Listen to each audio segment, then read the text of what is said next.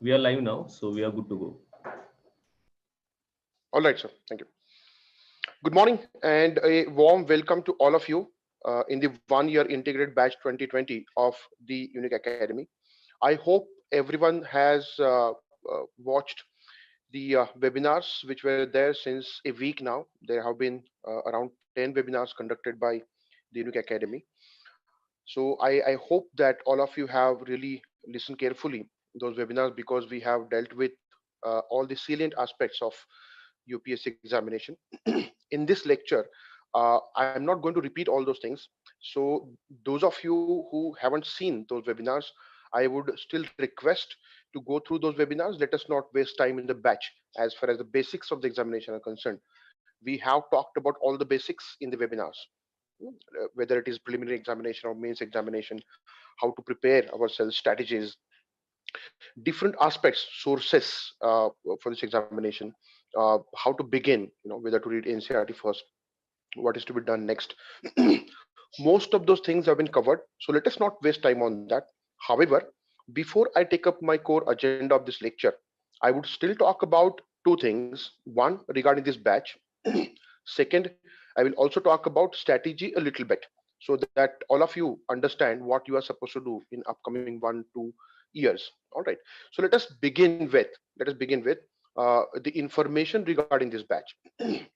See, let me tell you one thing very clearly. This is a 1 year batch which spans over almost 1 year. Our intention is to cover the topics of mains first, and after that we'll take up the topics of prelims. So roughly, approximately, we'll finish off the mains topics by December of this year, and then we'll take up the topics of preliminary examination. So that is the plan as far as batch is concerned. For every subject you will have a different faculty, and each faculty will give you approximate estimate of lectures. Also, what all things we are going to cover in the lectures, that would be also made very clear by each faculty. All right. As part of this batch, a number of activities are planned. Classroom discussion is the most basic activity that we do. In the classroom discussion, lecture would be delivered, that is one part. Other, you are allowed to ask questions and there would be open discussion on any topic. All your queries would be answered. Apart from classroom lectures, we are planning the writing sessions as well, right from the beginning. So as we complete a topic or a section, for example, from the syllabus, what we do, you will be provided with the study material, and immediately there will be at least a couple of questions which would be given to you as an assignment. You are supposed to write those answers. You'll be provided with model answers. You can check your answers with the model answers, and you can discuss with the respective faculty regarding any kind of doubt of regarding your answer or the model answer. So these are the basic activities. Apart from this, we have planned your interactions with our toppers as and when we get their time, because all our toppers are, they're working for the government, and right now everybody knows that they are working day and night to fight with this pandemic called COVID-19. So as and when they get time, we will organize interactive sessions with all of you. So that is an important part of the activity, because it will serve multiple purposes. How you are supposed to study, how you are supposed to go about your planning, how you are supposed to strategize. Apart from what we discuss, you can take it from the toppers as well.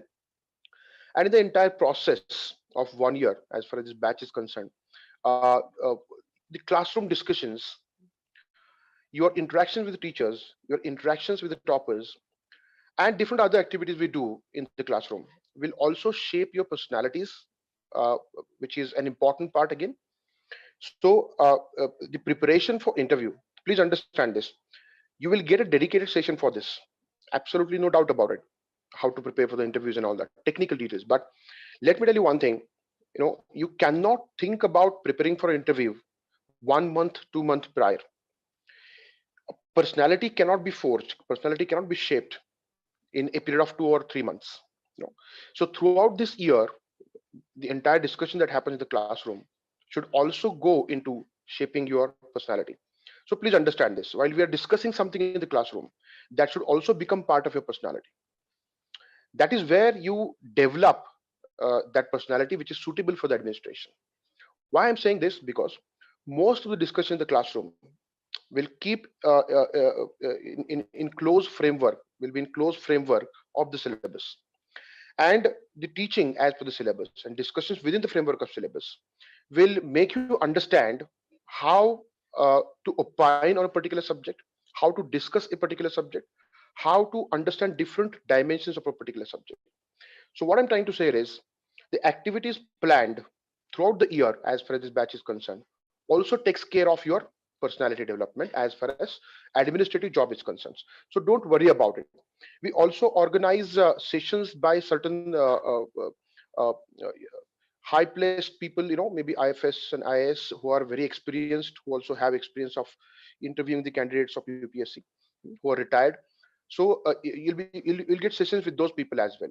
So number of activities are planned. If you ask me, the most important among them are classroom discussions, number one, and your answer writing sessions.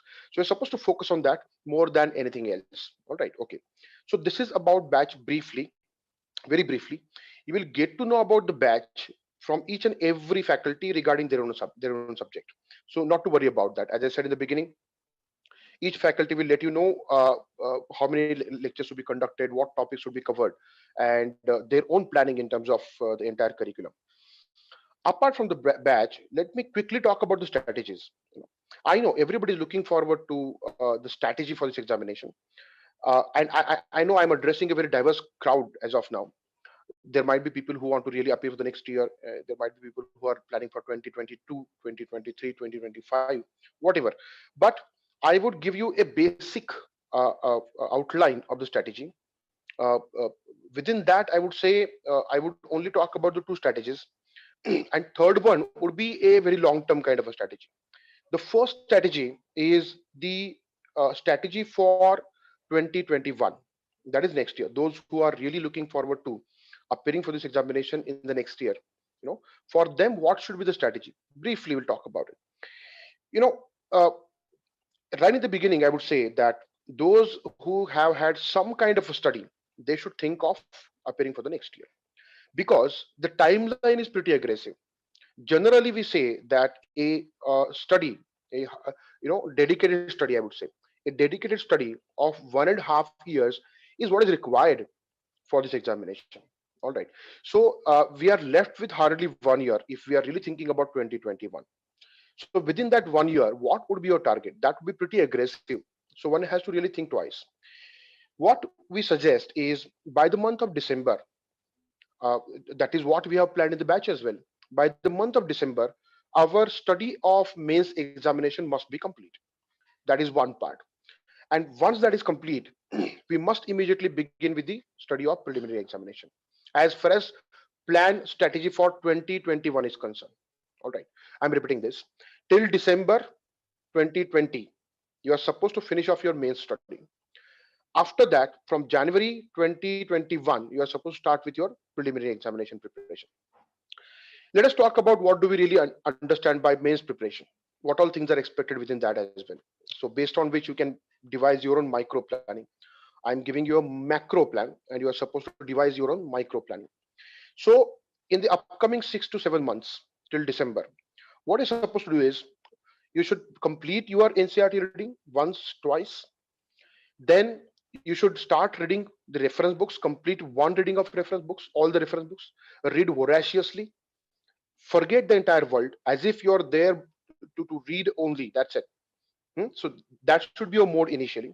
Complete first reading of all the books. All right. Once that is done, the time frame depends on you, your speed of reading, your speed of understanding. That's why I said a customized micro plan is something that you are supposed to do. So once you finish first reading of all the books of all subjects, what you're supposed to do is sit down and start reading one topic at a time. Take up one topic only, read that topic.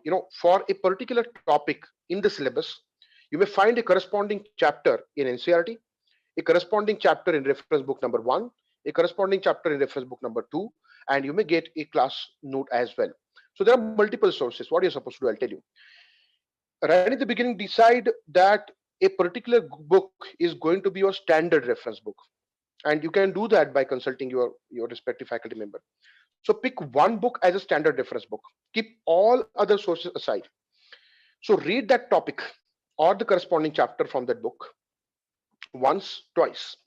Only one book, I'm saying. Prepare a micro note based on those couple of readings. While you read twice in one single sitting, underline important things. Underline important things. All right. In the first reading, you may find everything important. That's why if you try to prepare notes after first reading, that is going to be disaster, because you will end up writing everything. You will end up writing the entire book virtually. So that's why we suggest that after third reading, but third reading does not mean that you're supposed to read the book thrice completely. No. First reading, complete book. Second reading, take the topic, read it, underline. Third reading, in the same sitting, third reading, you'll take lesser time this time. Highlight the important points and only highlighted part in the phrase form. Do not use those different wordings. Just core point, take it out in your micro note. Write that. So this is how you're supposed to prepare the micro note. So if you take up topic one, all right, and there will be subtopics. Say for example, introduction. All right. So give the heading of the topic, introduction. Take out the points of introduction, then leave some space, leave some sizable space of the note. All right, and then take up the next topic. Why the space is to be left, I will talk about it, don't worry. So generally, what you're supposed to do as far as note making is concerned, if you have a A4 size paper, on the right hand side, leave one third of the space, leave one third of the space, and in remaining two-thirds space of the A4 size, you will write your note, heading, subheading, your points from one single book. Leave enough space for further additions later on. Go for the next subheading. That is how you're supposed to complete note from only one book. All right. Once that is done, in the same sitting again, refer to other books, because you have read the topic for twice, thrice, two times, three times. That's why in the next book, reference book number 2 maybe, you will see that most of the points are similar. And because you have read the topic 3 times at least, you can easily make out if there is any new point in the other book. And the moment you find that new point, add to your micro note. All right. This process is to be repeated for reference book number 2, for class notes, and even NCERT. So what happens effectively at the end of this exercise? You will have one single note from all these sources. That will remove your confusion. Please understand. Generally, what students do is they take up all the books at once, they keep those books in front of them, and they try to make note from all the books simultaneously. That is something which is highly confusing, and you will end up doing nothing. You'll be completely confused. So what I would say is, prepare a micro note from one single book that you considered as a standard book, with consultation with your respective faculty members. The other books, reference book number 2, then class note or whatever, you're supposed to do that only in terms of adding new points that you find. That's it. So we need to understand that the note has to be a single micro note, all right, from all the sources. From all the sources, you must not get confused by taking all the sources simultaneously. So having clarified how to make notes for the mains examination, or the topic wise breakup of the syllabus in different small topics would be done by the faculty members for you. All right, don't worry about that. So topic wise note making has to be completed by December. While you do this, there is another important component. The moment you take up a topic, prepare a micronote the way I explained. Then take up couple of questions, only couple of questions, one question maybe on that topic, and write an answer by looking at your note and the books. So the first part of your answer writing would always be open book test, because it is virtually impossible to remember everything right in the beginning. All right. So open book test is something that you are supposed to do as far as the first session of answer writing is concerned. Get that answer evaluated by comparing that with the model answer, something that we are going to do as part of the batch. Don't worry about it. So that is the first part of your preparation. As you go on finishing topics, the way I described, one topic, one standard reference book, micro note, living space, and then again next reference book, addition of points. So one topic is complete. What you can do after that is, once you complete a section maybe of the syllabus, go for sectional test. Sectional test. Take the questions of a section, write the answers, and get it evaluated by the faculty member. Once you complete a paper, say for example GS paper 1, you completed only history part. That means history ka sectional test. In paper 1, only geography part is completed. Take a sectional test on geography. Likewise, Once you complete all three components of paper one, history, geography, and sociology, then you can go for a comprehensive test as far as GS paper one is concerned. So that is how you can plan. All right. So this is what you're supposed to do as far as mains preparation is concerned. All right. Okay. Now, having talked about all these things, mains preparation, there is one part which was missing in this entire discussion, or rather, I deliberately kept it aside. That is current affairs. All right.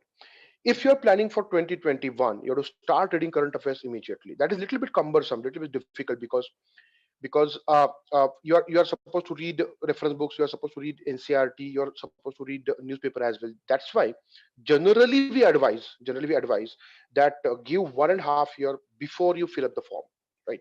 So those of who are really looking forward to examination in 2021, they have to start reading current affairs as well. I talked about the micro note A4 size. 1/3 part is to be left blank. That is where any kind of current affairs related to the topic when you see in the newspaper is to be added. So 1/3 part for the current affairs or any additional point you find in future anywhere. So that would be one single note for your mains as well as preliminary examination. So let us not prepare multiple notes and confuse ourselves one day prior to the examination. Exam के एक दिन पहले खुद को confuse नहीं करना है. One single note of all the sources. You know, you talk with anybody. One advice that you get is to reduce the number of sources as you approach the examination. So everybody says this, but rarely anybody talks about how to reduce it. So that is precisely what I talked about. From different sources, how you can really narrow down to your one single source, which is called micronote. Now, having prepared the micronote, the job is not yet complete. All right. So once you prepare the micronote, you're supposed to revise that. And maybe 8 days down the line, 15 days down the line, 1 month down the line, 6 months down the line, when you revise your micronote, it is quite possible that because you're taken out only the phrases, you may feel like going back to the book again. I would say that with a lot of patience, do it. Read micronote. If it is not making sense completely, go to the book, read that topic again, come back to the micronote. If you do this once, twice, thrice, maybe after 3 times doing this, you don't need to really look for the book again. That is the stage that we are really need to achieve before we really write examination or mains examination. Okay, having talked about mains examination and the strategy for it, let us talk about preliminary examination. For preliminary examination, you may start with January, because the reason is, while you are reading for the mains, those topics are common. Say history is common, Indian history is common for both prelims and mains, geography is common, then polity is common, then economics is common, science tech is common, environment is common. You don't need to really rush for the prelims if you are studying mains till December, because you are reading the topics of prelims as well. Because you have completed the entire main syllabus, all that is required from 1st January 2021 is to revise what we have done from the prelim perspective. So what is the prelim perspective? In simple, MCQ perspective. If you look at any content, your mind should be so trained that you manufacture MCQ based on that. इसके ऊपर क्या MCQ आ सकता है, इस तरह का जो एक brain है वो काम करना चाहिए based on what you have done. So that note making activity of mains examination will also help you prepare for the preliminary examination. So what you can do from 1st of January is to revise what you have done and go on adding current affairs, and then rigorously take up the prelim test series. So prelim test series is very, very important. So what you do in test series as far as prelims is concerned, you solve first test series, maybe sectional, all right, maybe comprehensive, whatever. Then don't look at the marks, look at what you have done in the test series, and then look for your mistakes in the test series, correct them, then only go for the next test series. This is what you can do for those remaining 4 to 5 months. All right. So this is the strategy for 2021. Now, quickly, those of you who are really looking forward to appear this examination in 2022, they have enough time. All right. Enough. That doesn't mean that they have all the time in the world. All right. So 2022, from this month up to the May or June in the next year, one solid year, complete focus on mains examination. So you can do comprehensive answer writing session, as I discussed, note making of each topic. All right, and till then, for initial 6 months, you can keep current affairs aside for a while, because 2022 will demand current affairs from maybe January 2021. January 2021 to May 2022, that should be enough current affairs. So till December, you can fully focus on your mains preparation, that to static part, and then you can add the current part. So that really gives you a comfortable time frame to prepare for this examination. So mains preparation done by uh, uh, maybe June next year, and then you can rigorously take up the answer writing sessions for 2-3 months, dedicated answer writing sessions, and then start your prelim preparation little bit early, that is in October maybe or November 2021 for the examination which is to be appeared in 2022. That's the rough plan of 2022. Rest of the things are same. Mains का क्या करना है, prelim का क्या करना है, मैं पहले बात कर चुका हूं. Those of you who are really thinking of very long term things, I would say you go very slow. Read NCERT twice, thrice, read the books, and the mains activity should continue until you complete the entire syllabus. Then only we shall talk about the next strategy. So those who are looking for a very long term plan, I would suggest them to only follow the main strategy as of now. All right, okay. Having talked about the batch, having talked about the strategy briefly, which will happen again, don't worry about that. You can contact the faculty members and talk to them personally about your micro plans, not to worry about it. Let us come to the core agenda of this session. In this year of this 1 year batch, I am going to teach Indian history. Let us be very clear about it. So I'll be teaching Indian history, and Jawad Kaji sir would be teaching world history. In GS paper 1, in GS paper 1, we have the syllabus of history. I think everybody knows that.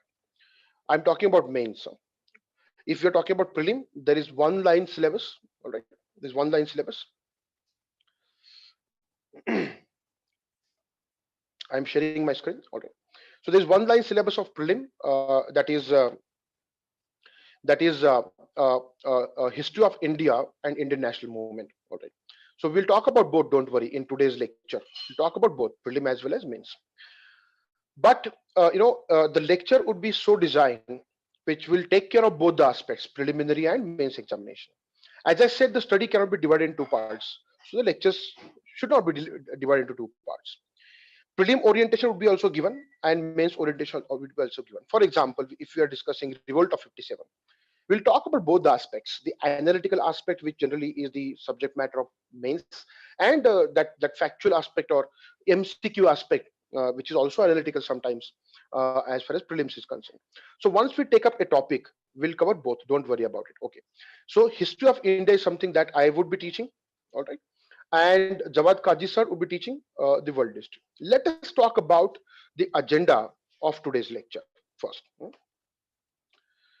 So that is there in front of you on the screen. What all things we are going to talk about today, topic by topic. So see, before we talk about anything else, we should first understand what this subject is all about. So the first topic would be what is history and what do we need to study in the subject called history. These two questions are different. All right. So what is history and what do we need to study in the history? Number two, what is Indian history? That is our subject. All right. What is Indian history? We'll talk about that as well. What all things are there? Number three, we'll talk about the UPSC syllabus for history. Please understand this. Once we covered first two topics, then we are in a position to really understand the syllabus. Till then, probably we don't have that much of understanding of the subject, which will enable to understand the syllabus of UPSC. So UPSC syllabus in detail, we will discuss that. Then we'll discuss some of the sample questions from Indian history, as far as Indian history is concerned. Sample questions from preliminary examination, as well as sample questions from mains examination. All right. Having done that, I will also talk about question paper analysis. Don't worry. As part of the sample questions, I will talk about how to analyze previous year question papers. All right. Then we'll talk about how to study Indian history. That is the most important part. How to study Indian history, what parts to be focused, what approach to be adopted. That is what we'll discuss. Then we'll talk about the sources for the study of Indian history. Sources for the study of Indian history. Having talked about all these points, and as the last part of this session, I will let you know regarding my own subject, what all things we are going to do in the coming 1 year. The entire plan would be in front of you. Okay, let us begin now with the first content. What is that? What is history? All right.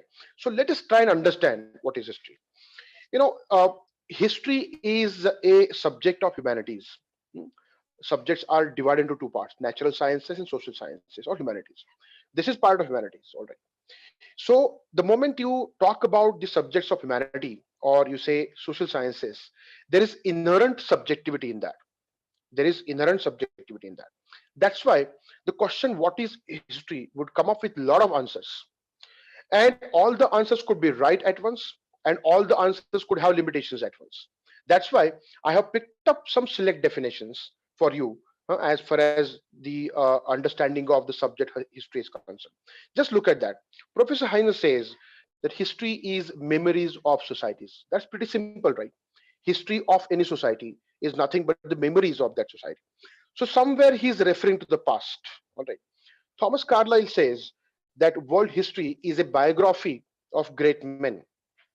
So he makes it a little bit narrow and says that world history is all about the biography of great men. Probably Carlyle thinks that great men really influence society. They have great impact on the society. E.H. Carr says that history is a dialogue between the present and the past. Now, this is altogether a different kind of interpretation again. So that means how we really communicate with our past, how we really have a dialogue with the past. So, dialogue of the present with the past, that is what E.H. Carr says. All these definitions, that is my personal opinion, all these definitions make it more vague rather in terms of UPSC syllabus. What UPSC demands is the exactness, is something that will enable you to get grip over the subject. All right. So all these definitions are good academically. Academically speaking, all these definitions are good. All these definitions may find some more salience as far as history optional is concerned. But from the GS perspective, where UPSC notification clearly says that preparation of any subject does not require specialization in that subject. So a general study, what we call. So from that perspective, the understanding of history has to be a little bit different, and that understanding will help you understand the syllabus. How? I will talk about it. So these are the definitions that you are not supposed to remember as such, because UPSC would never ask this. We are doing all this just to understand the syllabus. Now let us look at how we really understand history in simplest possible way, right? So one thing that comes out generally as far as this question is concerned, what is history? In common parlance, in general, people say that history is past. All right, but is it? The real question is it? If history is past, then there is another question: what is prehistory? Is there something called pre-past? No. So if history is past, what is prehistory? That is next question. That means the first answer that we generally give, history is past, is only partially correct. All right. So we need to really understand history properly. So what is prehistory? Then there is another question to confuse you more. What is proto-history? There are three terms, dear all. There is a term called history, there's a term called prehistory, there's a term called proto-history. I hope everybody understand the term proto. Proto means what? Like. Prototype bolte hai na, model us tarah se. So like something. So it's something called like history, something called prehistory, and something called history. So these are the questions that come in front of us the moment we talk about history. All right in the beginning. So let's answer all of these questions quickly. That will give you the real understanding of what is history. So the answers are there in front of your screen. So first question is, what is history? Is it past? No. History is precisely recorded past. And those records could be both written or oral. All right. So either written records or the oral records, if those records are available from a particular period in the history, that period can be included as historical period. Please understand this. Okay. So that can be understood as historical period. All right. Now, what is prehistory? If we have understood history, let us look at what is prehistory. Any period that goes beyond recorded past, from which records are not available, that is called prehistory. Let me explain a bit. When we talk about the records, whether a period is recorded or not, today historians have almost written on all the periods. That's why we are not talking about today's records. We are talking about records from the period in question. Say, for example, Stone Age. do we have written records from the Stone Age? If the answer is no, that goes into prehistory. So let's be very clear about it. From Stone Age, we don't have any kind of written or oral records. That's why we consider Stone Age to be part of prehistory and not the part of historical period. All right. History as a subject covers all three: prehistory, proto-history, and history. However, when we say historical period, what it precisely means is that period from where records are available, as simple as that. Okay, so recorded past is the history. All right, anything goes beyond that is prehistory. Then third question, proto history, what is it? A period from which records are available. We do have records, but somehow we are not able to derive any kind of meaning from it. Are you getting this? Records are available, but they make no sense. That period is called proto history. So three things very clearly. One, what is history? Recorded past. Records could be oral or written.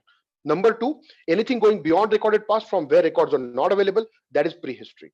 Any period from which records are available, but we are not able to read them, we are not able to get any kind of meaning out of them, that is called proto history. So these three concepts we must keep in mind. All right. Now, we talked about what is history. We tried to establish a relationship of history with the past, but still more clarification is required as far as history and past is concerned. Let us really look at that. Okay. So as last part of this slide, you can see the relation between history and past. All right. What is history again? History for us, history for historians is something that we discussed. History for us, UPSC aspirants, is nothing but the bodies of knowledge about the past produced by the historians. Please pay attention. The bodies of knowledge about the past produced by the historians. Let's be very clear about it. So what we are supposed to read is the body of knowledge produced by the historians regarding our past. All right. Okay. Now, as far as bodies of knowledge is concerned, that is from the historians only. That is what UPSC expects us. So novels, dramas, plays, all these things cannot be source of history for all of us. Let's be very clear about it. So what is required is a body of knowledge or a content created by the historians. Okay. I see some people raising hands, Trupti or anybody. If you have doubt, and that's why if you're raising hand in the middle, I would suggest you to post your questions in the chat box. All right, that is provided here, and then I will take up your questions, because if I take up the questions in the middle, probably the flow would be interrupted and others would also be disturbed a bit. So let's be very clear about it. Let us discuss the entire topic first, and then I will take up your questions. And do not keep your questions in your mind. You may forget at the end of the session. The moment a question comes to your head, comes to your mind, immediately type that in the chat box. I will take it up. Don't worry about it. Okay. So I was talking about history and past. History is something that is to be learned from the historians. It is a body of knowledge created by historians. Then what is the past? Past is a little bit different. Past is everything which actually happened, whether known or written about by historians or not. Past में सब कुछ आ सकता है. All right, छोटी छोटी चीजें. ठीक है. A person somewhere got married. So anybody XYZ in society, that cannot become part of you can say history, but it has happened in the past. So point is, past is very very vague. Past is very large kind of a body of events. So we only pick those events which had impact on the larger picture of society as far as historians are concerned. That's why let's be very clear about it. History is nothing but body of knowledge somehow produced by the historians regarding our past. Okay, having talked about what is history, now the more pertinent question, जैसे हम आगे जाएंगे session में, तो it will become more and more relevant, because मुझे ना तुम्हारा confuse दूर करना है और तुमको उस पॉइंट पे लाना है जहां पे पूरा फोकस चाहिए. Now having talked about what is history, now is the time to talk about what do we need to study in history. What exactly do we need to study in history? बहुत सारे लोगों का एक थोड़ा सा एक misconception होता है. History means what? A list of events as per the years, as per the dates. So one has to really scramble for remembering by hearting the historical events and by hearting the years and the dates. For your information, I would suggest you to go through previous year question papers. something that I'm going to do a bit here at some stage of this lecture. Once you do that previous year question paper analysis, you will understand that uh, uh, hardly any questions are asked on the date, hardly any questions are asked on the year. Number one, most of the questions are based on chronology, and if you understand the logic of history, it is easier to remember chronology. Without understanding the logic of history, what is left to you is cramming of the facts, which is really difficult, I understand. But logical flow of history, once you understand that, probably that gives you some kind of ease with which you can remember the events of history. Please understand this. As far as history is concerned, the questions are analytical in mains, and even in prelims, the questions are analytical. Some of the questions are on chronology, which are lesser in number. Okay, and even if UPSC asks you an year, you can choose from the different options based on the logic you can apply in terms of the evolution of history, something that we'll do in this series of lectures. Don't worry about it. Okay. Now, coming back to the question of this slide, what do we need to study in history? It's not just about events. In a particular period, what all things we are supposed to study? Look at that. Any period has got political aspect, social aspect, economic aspect, and cultural aspect. Now, let us talk about each of them. Suppose, for example, we are talking about Maurya period. So we talk about political aspect of Maurya period. We talk about social aspect of Maurya period. We talk about economic aspect of Maurya period. We talk about cultural aspect of Maurya period. Suppose we are talking about Lord Cornwallis. We talk about his political aspect. We talk about not his actually, Indian society's social aspect at that time. We talk about the economic aspect of his policies, and we talk about some cultural aspects as well. So any given period, these four aspects are to be talked about. It is not that you may get all the four aspects. All right. For example, Stone Age, we don't have any kind of political aspect because we don't know. Historians really don't know about what kind of political aspect was there because we don't have any kind of records. So all the four aspects may be present, may not be present, but those aspects which are present are to be studied in detail. Okay. Now, what all things do we study in these different aspects of history? If you pick political aspect, you are supposed to understand briefly nature and type of the polity. So in ancient and medieval times, as we say that the type of polity was monarchy. What was the type of polity? Monarchy. Okay, within that monarchy, what was the nature? Maybe during Maurya Empire, it was centralized polity. During Chol and Gupta Empire, it was decentralized polity. Understand this, huh? हो सकता है कि तुमको सारी चीजें एक साथ click ना हो, लेकिन over the period of time you will learn this. Don't worry. मैं चोल पीरियड बोल रहा हूँ, मैं गुप्त पीरियड बोल रहा हूँ, तुमको थोड़ा सा कंफ्यूज होना quite earlier on quite natural है, but don't worry. Over a period of time, we will learn all these things. Then administration, as I said, decentralized administration, centralized administration, different administrative positions, different departments in the administration. क्योंकि इसके ऊपर सवाल आ चुके हैं, महात्ता राज, where a official at the village level, as far as early middle is concerned, उसके ऊपर prelim में सवाल आ चुका है. So little bit of administration, but when it comes to modern period, you need to learn administration in detail because different administrative acts passed by the British government in India is part of our syllabus. Then important political events of different periods. Swadeshi movement happens to be an important political event. Are you getting this? So what is to be studied in political aspect is time.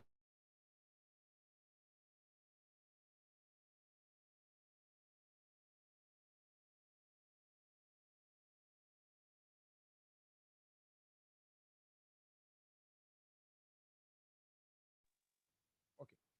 Then social aspect. I'm repeating this. Probably somebody muted me. Uh, social aspect. Let us talk about social aspect. What is there in social aspect? Nature and structure of society. What do we understand by nature? Nature of society means what type of society we have. Is it egalitarian? Is there stratification in society? Is there some kind of higher status and lower status kind of a thing in society? So what kind of nature? Is there gender equality? This is what we study. In structure, what is the structural makeup of society? That means, is there a diverse society or a homogeneous society? Is there racial diversity? Is there religious diversity? Is there cultural diversity? Is there linguistic diversity? So different aspects of society would constitute the structure of society. So structure and nature. And one important part while we study any particular period in the history, far as societal aspect of the period is concerned, is the position of women. What is the position of women? That is another important aspect of social understanding of the history. The third aspect is economic aspect. Again, in the economic aspect, what all things do we really study? Type of the economy at that time, major occupations, commerce, and currency, for example. Okay, let us try and understand this. When we say type of economy, what do we understand by that? Economy could be pastoral economy or nomadic economy. A phase of economy where people are wandering from one place to other place. That is called nomadic economy. All right. Next, agricultural economy. All right. Then mercantile economy, industrial economy. What type of economy was it? That is one. Then major occupations. What is the major Stone Age? Hunting gathering is the major occupation. Later on, agriculture is the major occupation. Then trading becomes major occupation. So different types of occupations we are supposed to really talk about, that gives us understanding of the living of people at that time. All right, their livelihoods, their in general standard of living, etc.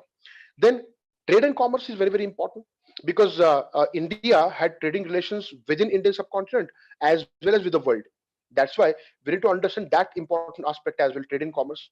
Okay, then currency, because currency happens to be an important evidence of history. That is called numismatic evidence. Right, numismatic evidence.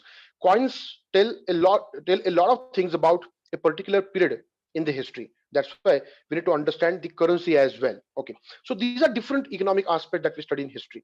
All right, then the last part, which is important from the perspective of UPSC, because UPSC has explicitly talked about this, that is Indian culture. Indian culture. But again, what we understand by culture in common parlance is not something that we are supposed to do here. We need to understand culture the way UPSC has outlined it. In the first line of syllabus itself, UPSC clearly says this. What we are supposed to study as far as culture is concerned is art forms.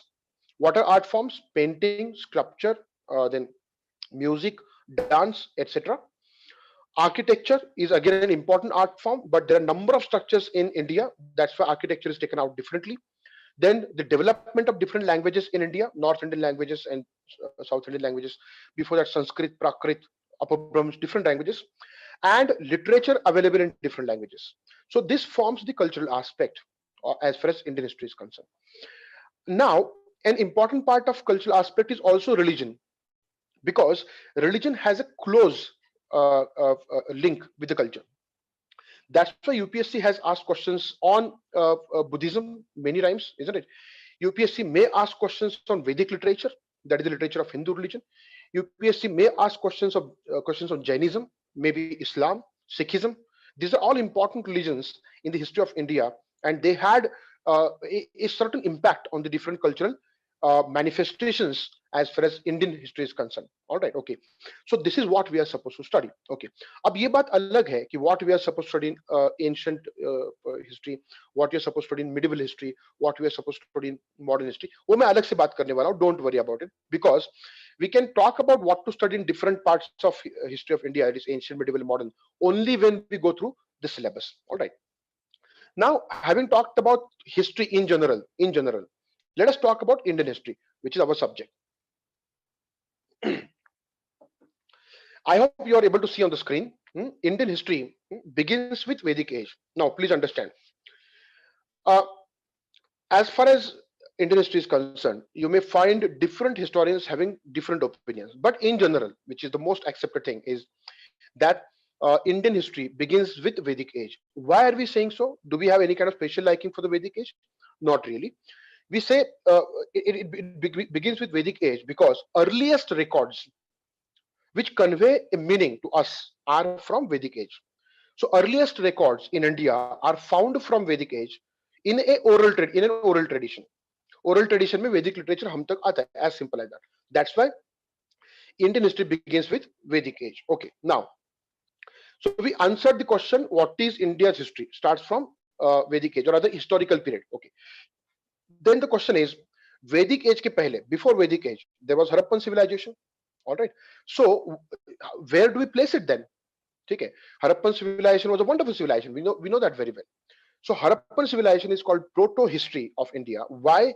Because records from Harappan civilization are discovered in the excavation, no doubt about it. But we are not yet able to decipher their script.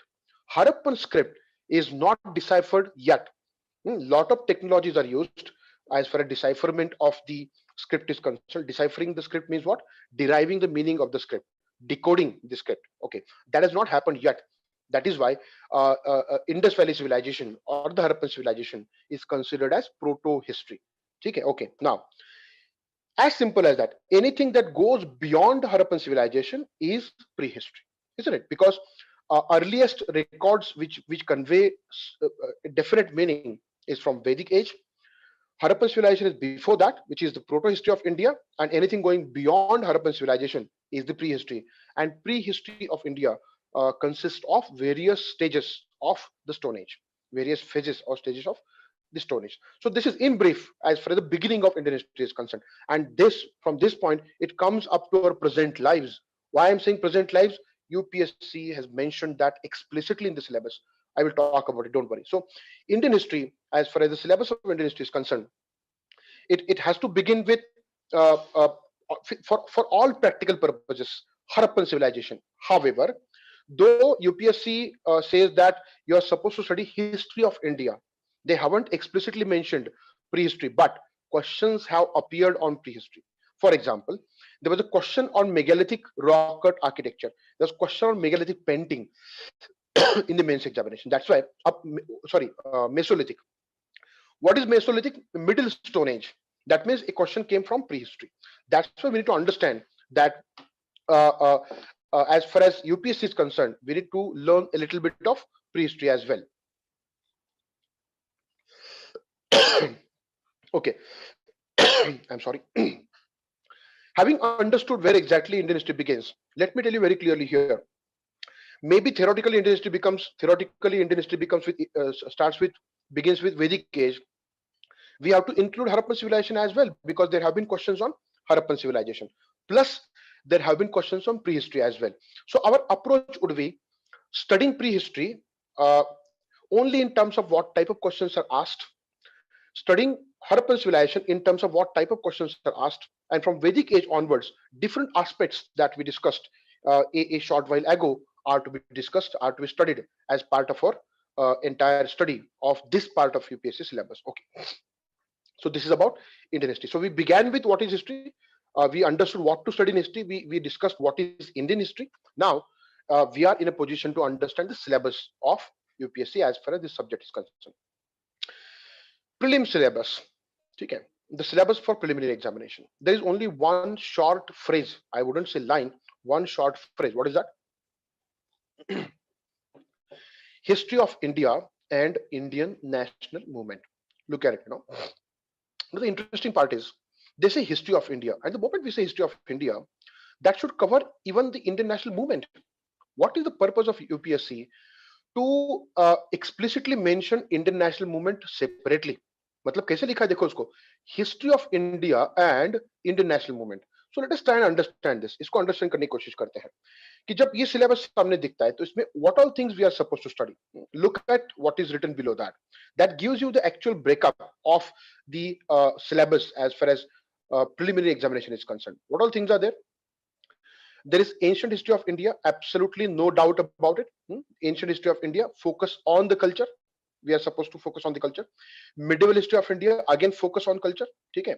See, some people generally perceive it in this way कि ancient और medieval पे ज्यादा सवाल नहीं आते तो क्यों पढ़ना है. If you ask me, this is a cutthroat competition. This is a cutthroat competition. Okay. There could be lesser number of questions in mains as far as ancient and medieval history are concerned. But there are a number of questions in preliminary examination. To give you a simple understanding, in prelim 2019, there were around 9 to 10 questions on ancient and medieval history. If I'm not wrong, there were 4 questions on ancient history and 6 questions on medieval history. Out of 100 questions, 10 questions is also an important chunk. So, there is a need for reading ancient and medieval history as well. What sources and with what depth, that I will talk about, don't worry. And we are going to conduct lectures for these two components as well here. Okay, don't worry at all about it. I will give you handouts as well. I'll give you notes which are relevant from the perspective of prelims as well as mains, as far as ancient and medieval is concerned. Okay, please understand, which I'm going to repeat later on again. In ancient and medieval history, hardly any questions come on the political history. कौन सा राजा उसने कौन सी लड़ाई की, इसके ऊपर सवाल नहीं आते generally. So that part is to be kept brief, and the focus has to be on culture. Most of the questions of UPSC have been on culture as far as ancient and medieval history is concerned. There have been a question on culture from modern as well, but right now I'm talking about ancient and medieval. Ancient and medieval, the questions are on culture, but again, culture interacts with other aspects of history that we discuss: political, social, economic. So all these aspects have an interaction with the culture, and these aspects influence culture. Culture in turn influences them as well. For example, Gandhar art comes under the culture because it is a sculpture. Gandhara art में कनिष्क की मूर्ति मिली है. अब ये कनिष्क कौन है? Kanishka was a king. What is happening now? Political aspect influencing cultural aspect. That's why. While studying ancient and medieval history, the major focus would remain on culture, but at the same time, bare minimum understanding of political, social, economic history is something that is required. Don't worry, in all my lectures, I'm going to do this. So we'll focus on culture, and whatever bare minimum is required for you, I will provide that. Don't worry about it. Okay. So that is about ancient and medieval. Now, then modern history of India. उसके दो parts है. Please understand ना इसको. उसके दो parts है. 1757 to 1857, and then 1858 to 1947. Okay. Some historians may place 1757 to 1857 into the medieval history. Some historians place it in modern history, but we are not really worried about it. कहीं भी place करो, कहीं ना कहीं पढ़ना है उसको. 1757 to 1857 बहुत सारी चीजें हुई हैं, right from Robert Clive up to Dalhousie, Lord Dalhousie. We have to talk about all of them and different other things which are happening in Indian society, different revolts and different resistance movements and different other things, economic and social policies at that time. Say for example, Benting का जो social reform की policy, regulation against sati वगैरह वगैरह. So different things come here and उसके ऊपर सवाल भी आ चुके हैं. So 1757 to 1857 ये एक period है almost 100 years का, and then almost 90 years का 1858 to 1947. 1757 Battle of Plassey, 1857 revolt, all right, of Indian leaders against the British rule. So initial 100 years are the years of company rule. कौन सा company? East India Company. 1858 to 1947 is precisely the crown rule or the rule of British Parliament. All right, and within that, 1885 to 1847 is the Indian national movement. All right, so revolt of 1857 also becomes part of Indian national movement in a different way, but the real focus is from 1885 to 1947. That's why that part is separately mentioned, Indian national movement. So नीचे लिखा हुआ है वो Indian national movement 1885 to 1947 with special emphasis. मतलब all the events, all the significant events, personalities and different activities in this periodization, we are supposed to really give a lot of emphasis. So that is how we are supposed to study. Then post-independence history of India. There have been questions on this as well. For example, planning के ऊपर questions आ चुके हैं. ठीक है. So this part may overlap with the polity. Green Revolution हो गया, reorganization of India, consolidation and reorganization of India in terms of states, reorganization committee and all those things may come under post-independence history of India. So this is what we are supposed to study as far as history is concerned. Again, I'm repeating this. Though all these points are important, the real emphasis has to be on Indian national movement. That is what UPSC says. However, out of the questions asked, almost half the questions are asked on ancient and medieval. So we must not ignore ancient and medieval. All right, okay. And this may vary. Sometimes question may be lesser in number on ancient medieval, sometimes more on modern history. ये combination UPSC करता है, वो हमारे हाथ में नहीं है. हमारे हाथ में क्या है, जो syllabus में दिया है उसको पढ़ना, as simple as that. Okay. Having talked about the syllabus of prelims, let us look at the syllabus of mains examination. All right, as far as history is concerned. Look at that. In mains, GS paper 1, these are the points of syllabus as far as history is concerned. The first line of the syllabus is regarding Indian culture. That's why I said there's a special focus on Indian culture. Now, you can look at it. Indian culture covers what? UPSC ने खुद ने बताया है. हम अपने मन में जो है वो नहीं बताना है. What UPSC says, salient aspects of art forms, literature, architecture from ancient to modern times. एक बात क्लियरली बोली गई यहाँ पे, कौन सी? कि एंशिएंट से लेकर मॉडर्न तक सारे आर्ट फॉर्म्स, लिटरेचर, आर्किटेक्चर, ये हमारा सिलेबस है। अब आर्ट फॉर्म्स में क्या है, पहले मैंने बोला है, what is that? Indian painting, sculpture, music, dance, etcetera. ठीक है, so those are art forms. Then literature of different periods and even the architecture that comes under the first line of syllabus, which covers all three phases of history: ancient, medieval, modern. Second line of the syllabus is modern Indian history, from middle of 18th century until the present. This is where they use the word present and that's why we have to come to the present times. मतलब अपने history का जो पढ़ाई है वो ancient time से शुरू होके करंट के साथ फ्यूज होना चाहिए। उसके दो फायदे हैं, एक ये पूरा सिलेबस कवर होगा, दूसरा फायदा करंट अफेयर्स बहुत अच्छे से समझ में आएगा। इसलिए ये जरूरी भी है कि आप लोग पहले वो पूरा हिस्ट्री पढ़ लो तो करंट अफेयर भी अच्छे से समझ में आएगा। Okay, so modern Indian history, UPSC has clearly mentioned it in the syllabus, from the middle of 18th century until the present. So what all things we are supposed to study in that? Significant events, personalities and issues. इसलिए मैंने बोला कि वो जो distinction हमने किया था history और पास्ट में, वो इंपॉर्टेंट है। Non significant events are not to be studied.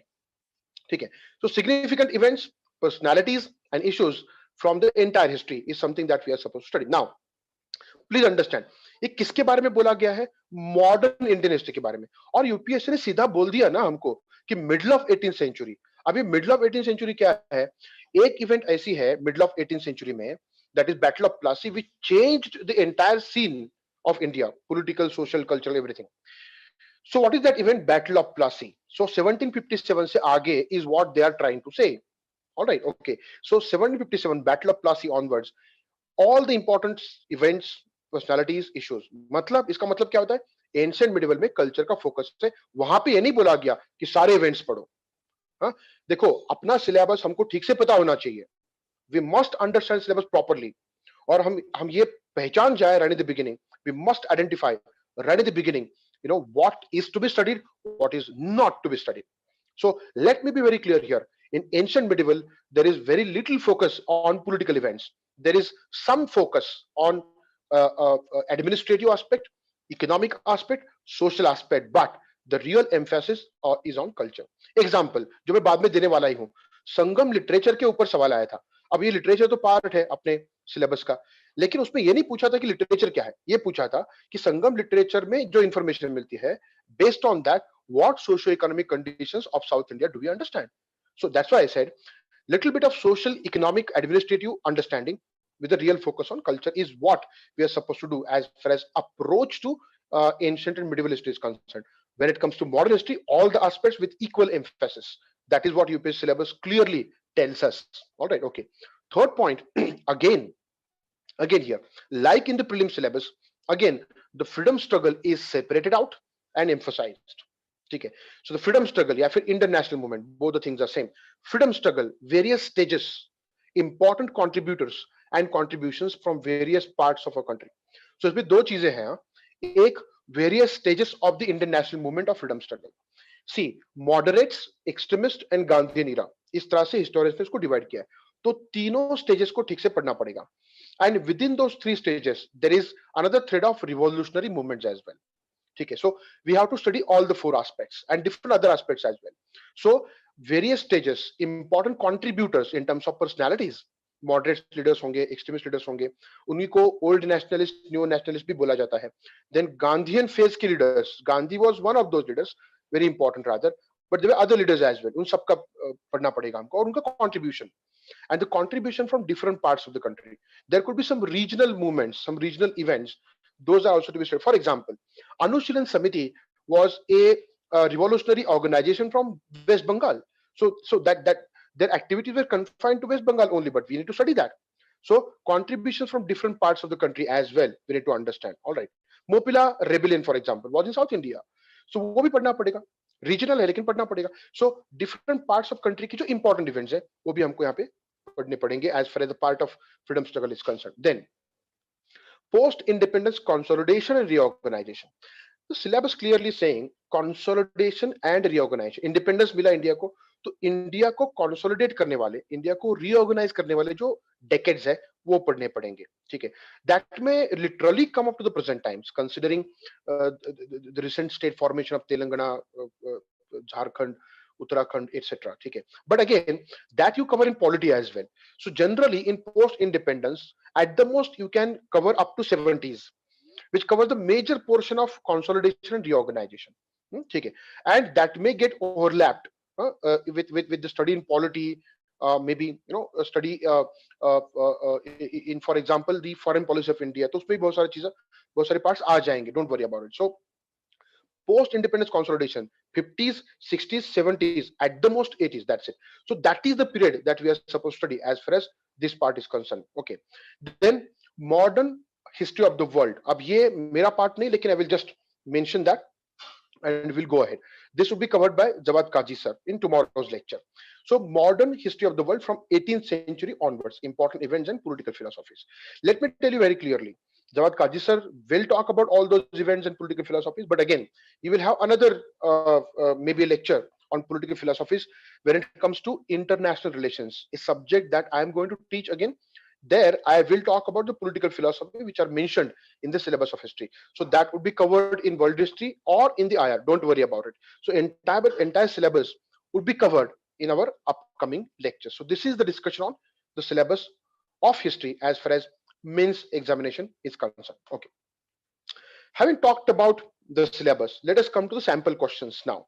First, talk about the sample questions from preliminary examination. I have deliberately picked up questions from the latest examination, that is 2019.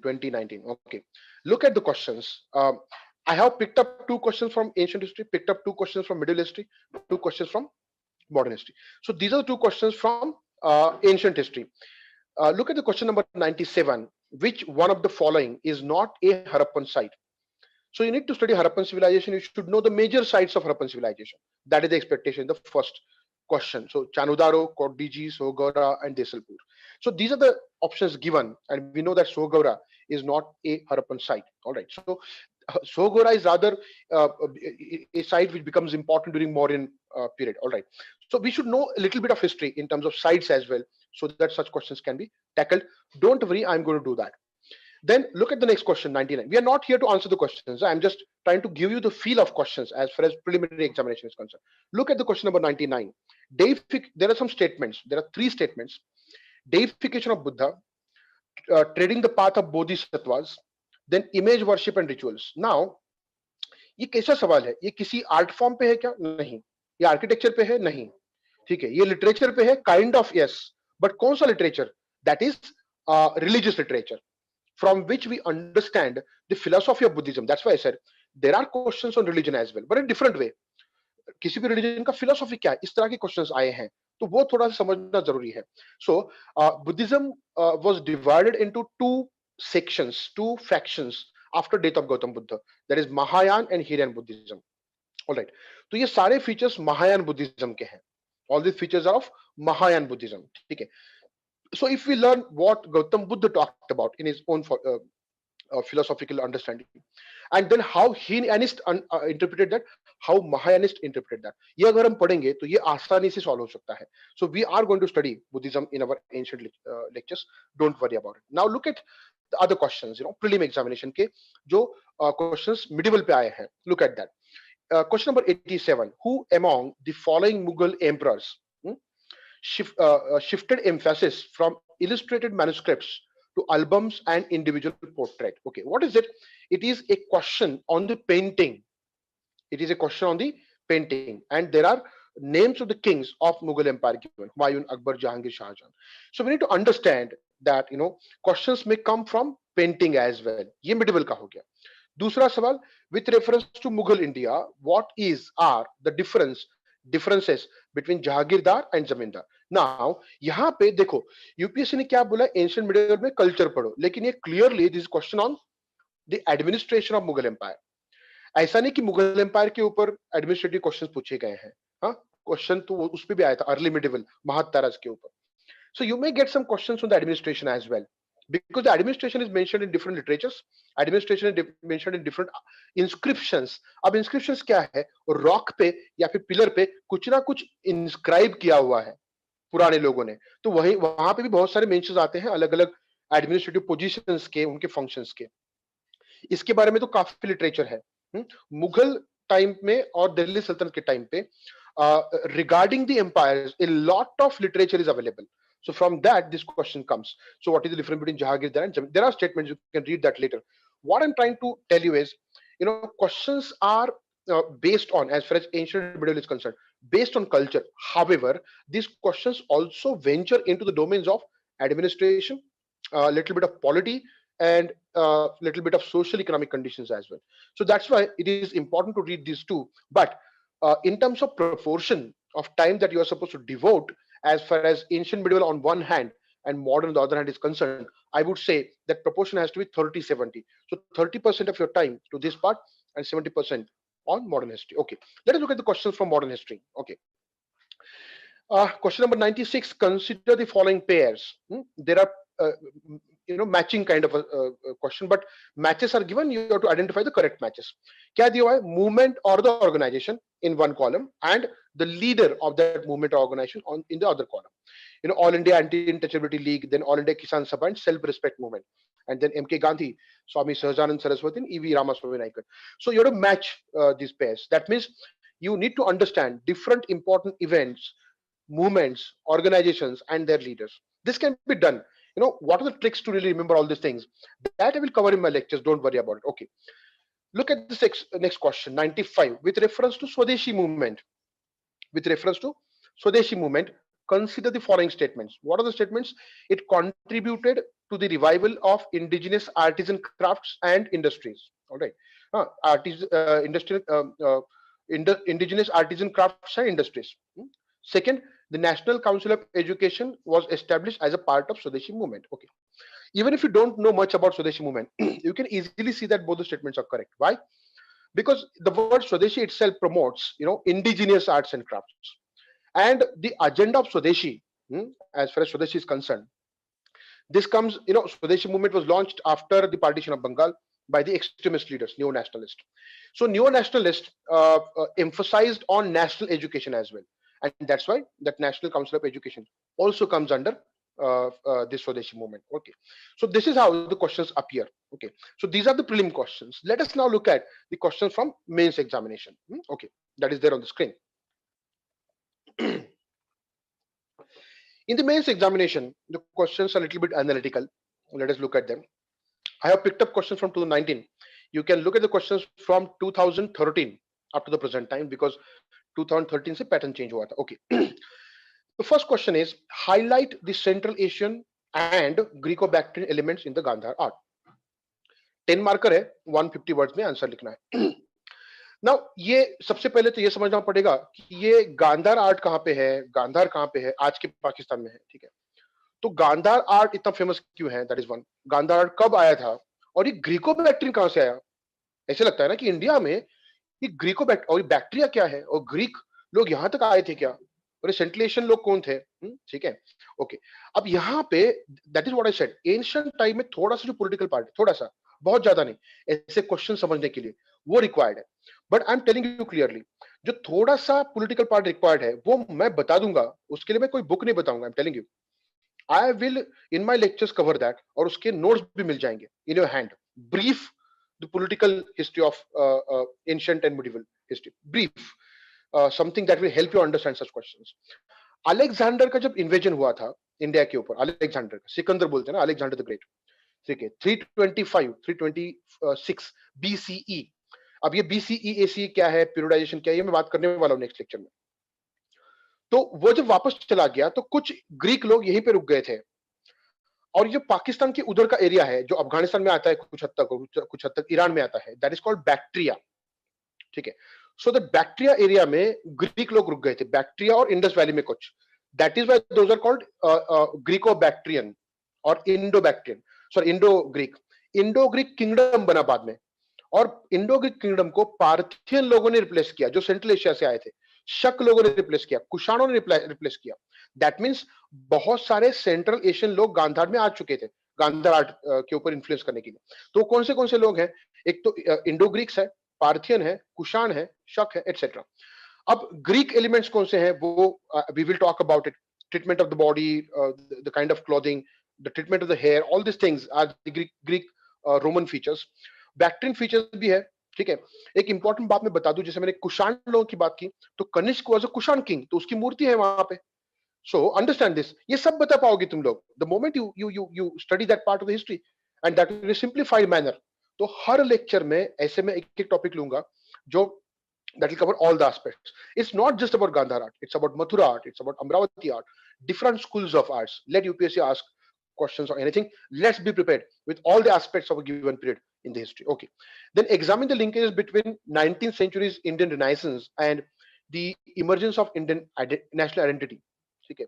Again, 10 marker, 150 words. Now, I will not answer each question because the introductory lecture बाद में हो जाएगा, don't worry about it.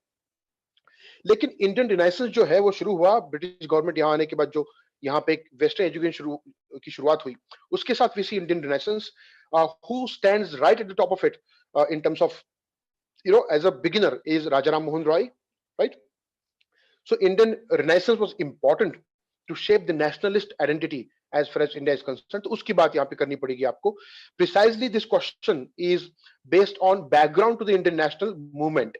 That means Rajaram Mohan Roy का time मतलब 1820s 30s से लेकर 1885 तक जो भी हुआ इंपॉर्टेंट चीजें, उसके बारे में हमको इन टर्म्स ऑफ इंडियन रिनाइसेंस उसकी बात करनी पड़ेगी। उसमें सोशल रिफॉर्मर्स का जो एक योगदान है, उनका एक जो कंट्रीब्यूशन है, उसको समझना पड़ेगा। Okay, now question number 3 as far as 19 question paper is concern. The 1857 uprising was the culmination of recurrent big and small rebellions that had occurred in the preceding 100 years of British rule. Elucidate. अब ये सुनने में देखने में difficult लगता है, 100 साल में कौन से इवेंट्स कहां मिलेगा क्या, डोंट वरी, सब बताऊंगा मैं। I am going to tell you that you are suppose to read Grover, B L Grover का book on the modern history for that period. कौन सा पीरियड? 1757 to 1857 precisely. उसमें एक डेडिकेटेड चैप्टर है रे, रिबेलियंस बिफोर रिवॉल्यूशन ऑफ 57। तो 1757 टू 1857 की जितने भी छोटे मोटे रिबेलियंस है वो दिए हुए हैं उसमें, और ब्रीफली उनके कॉजेस भी बताए हुए हैं। If you read that chapter you can easily answer this question. Alright, so that is required. Again, uprising जो था वो कहीं ना कहीं ये जो रिबेलियंस हुए थे छोटे मोटे, उसमें जो रीजंस है वही कंपाइल होके एक्यूमुलेट होके उसी का एक एक्सप्रेशन था, which was a much larger expression, that is uprising or revolt of 1857. Okay, then next question. Many voices had strengthened and enriched the nationalist movement during Gandhian phase. Elaborate. Please understand, many of us think that why that phase is called Gandhian phase. ठीक है, ये बाद में देख लेना, historian बन गए तो, हाँ हिस्टोरियन नाम दिया तो फिर एक्सेप्ट करो, नंबर 1। नंबर 2, और यूपीएससी भी वही वर्ड यूज करता है, so let us not go into it. So Gandhian phase, no doubt Gandhi was the most important person during this time, but there were other important personalities who enriched this entire process. Are you getting this? So we need to understand that alongside Gandhi, the different other threads which are going on, those are to be studied as well. During Gandhian time, there were Swarajists like Chittaranjan Das and Motilal Nehru who had their own path. Then Dr. B.R. Ambedkar had his own path, right? Jinnah had his own path. So different other people who really had their own path in different ways. They enriched, strengthened. अब Jinnah ने enrich नहीं किया, strengthen नहीं किया, divide किया, that's a different thing. But Ambedkar in a different way enriched the Indian national movement. वो हम बात करेंगे बाद में, in detail उसका discussion होगा, don't worry about it. Okay. Then there are revolutionaries as well during this time. Subhash Chandra Bose है, Nehru है, there are different personalities. Patel है, ठीक है. So we will have a thorough discussion on that when we discuss modern history. Then the last question on this slide: assess the role of British imperial power in complicating the process of transfer of power during 1940s. 1940s का वो time है जहां पे second world war चल रहा था 45 तक.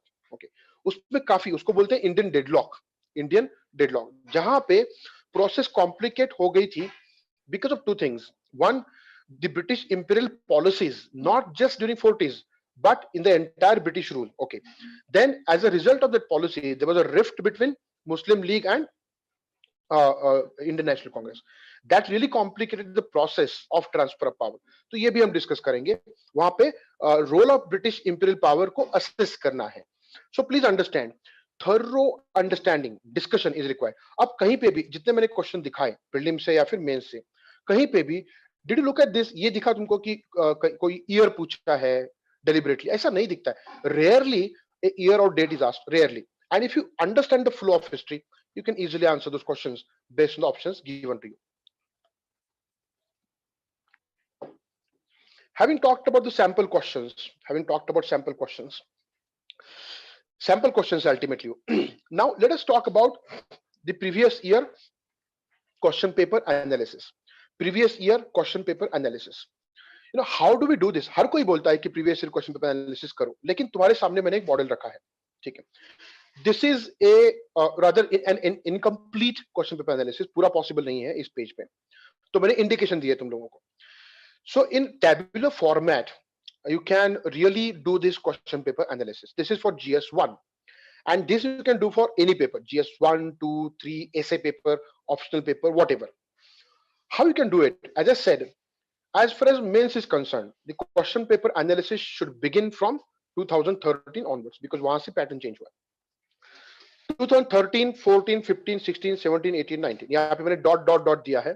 If you see this, dots दिए मैंने यहाँ पे, ठीक है? That उसका मतलब है कि उसके अंदर जो कॉलम्स हैं आपको ऐड करने पड़ेंगे. अब ये इधर रो में ऊपर जो टॉप रो है उसमें मैंने क्या किया है? The first row gives you year, arrow दिखा यहाँ पे, ईयर्स बताता है, और जो कॉलम है फर्स्ट कॉलम उसमें क्वेश्चन नंबर है. So that creates a matrix, ठीक है? एक मैट्रिक्स बन जाता है. तो उसमें क्या कर सकते हो? फर्स्ट क्वेश्चन 2013, फर्स्ट क्वेश्चन 2014, और पूरा क्वेश्चन मत लिखना, उसको बहुत बड़ा फिर कैनवास लगेगा.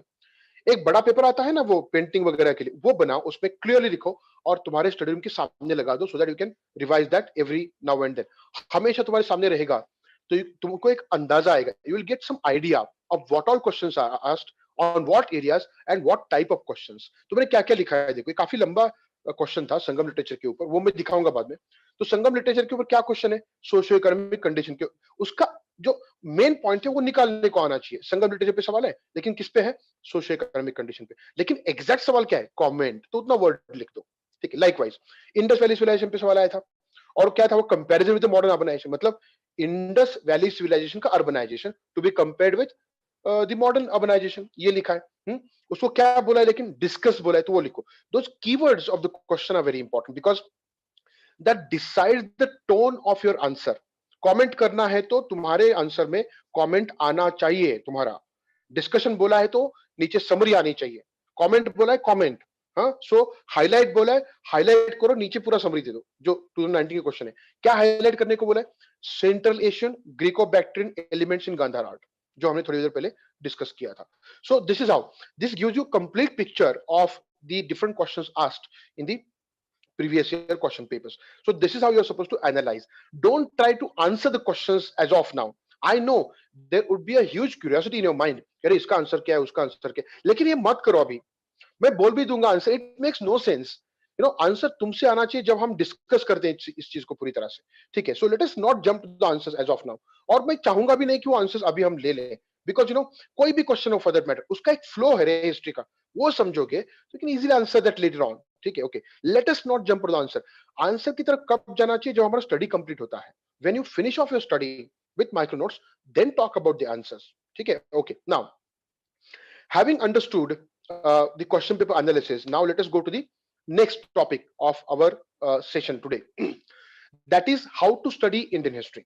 अब ये हमने क्या क्या देख लिया? हिस्ट्री क्या है, इंडियन हिस्ट्री क्या है, ठीक है? उसके बाद यूपीएससी का सिलेबस क्या है, हिस्ट्री में क्या पढ़ना है exactly, social, political, economic, etcetera etcetera.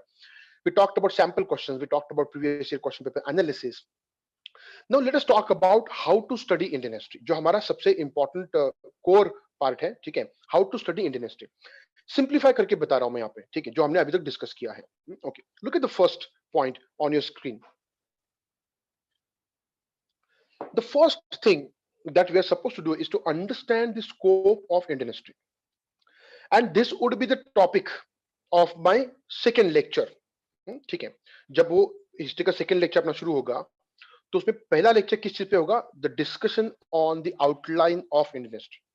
अब ये जानना बहुत जरूरी है. बहुत बार क्या होता है, those who are beginners as far as Indian history is concern, they get confused, अरे इतने सारे पार्ट्स है तो क्या क्या है, पता नहीं कब कहाँ है, चंद्रगुप्त कौन था, और वो चंद्रगुप्त मौर्य कौन था, गुप्त डायनेस्टी कौन सा था, वो लॉर्ड कॉर्नवालिस कब आया, और वो वेवेल कब आया, वगैरह वगैरह। तो इसमें कंफ्यूज होने की जरूरत नहीं है। The outline of Indian history एक ऐसी चीज है 1.5 पेज में पूरा इंडियन हिस्ट्री, ठीक है, ब्रीफ, एकदम brief.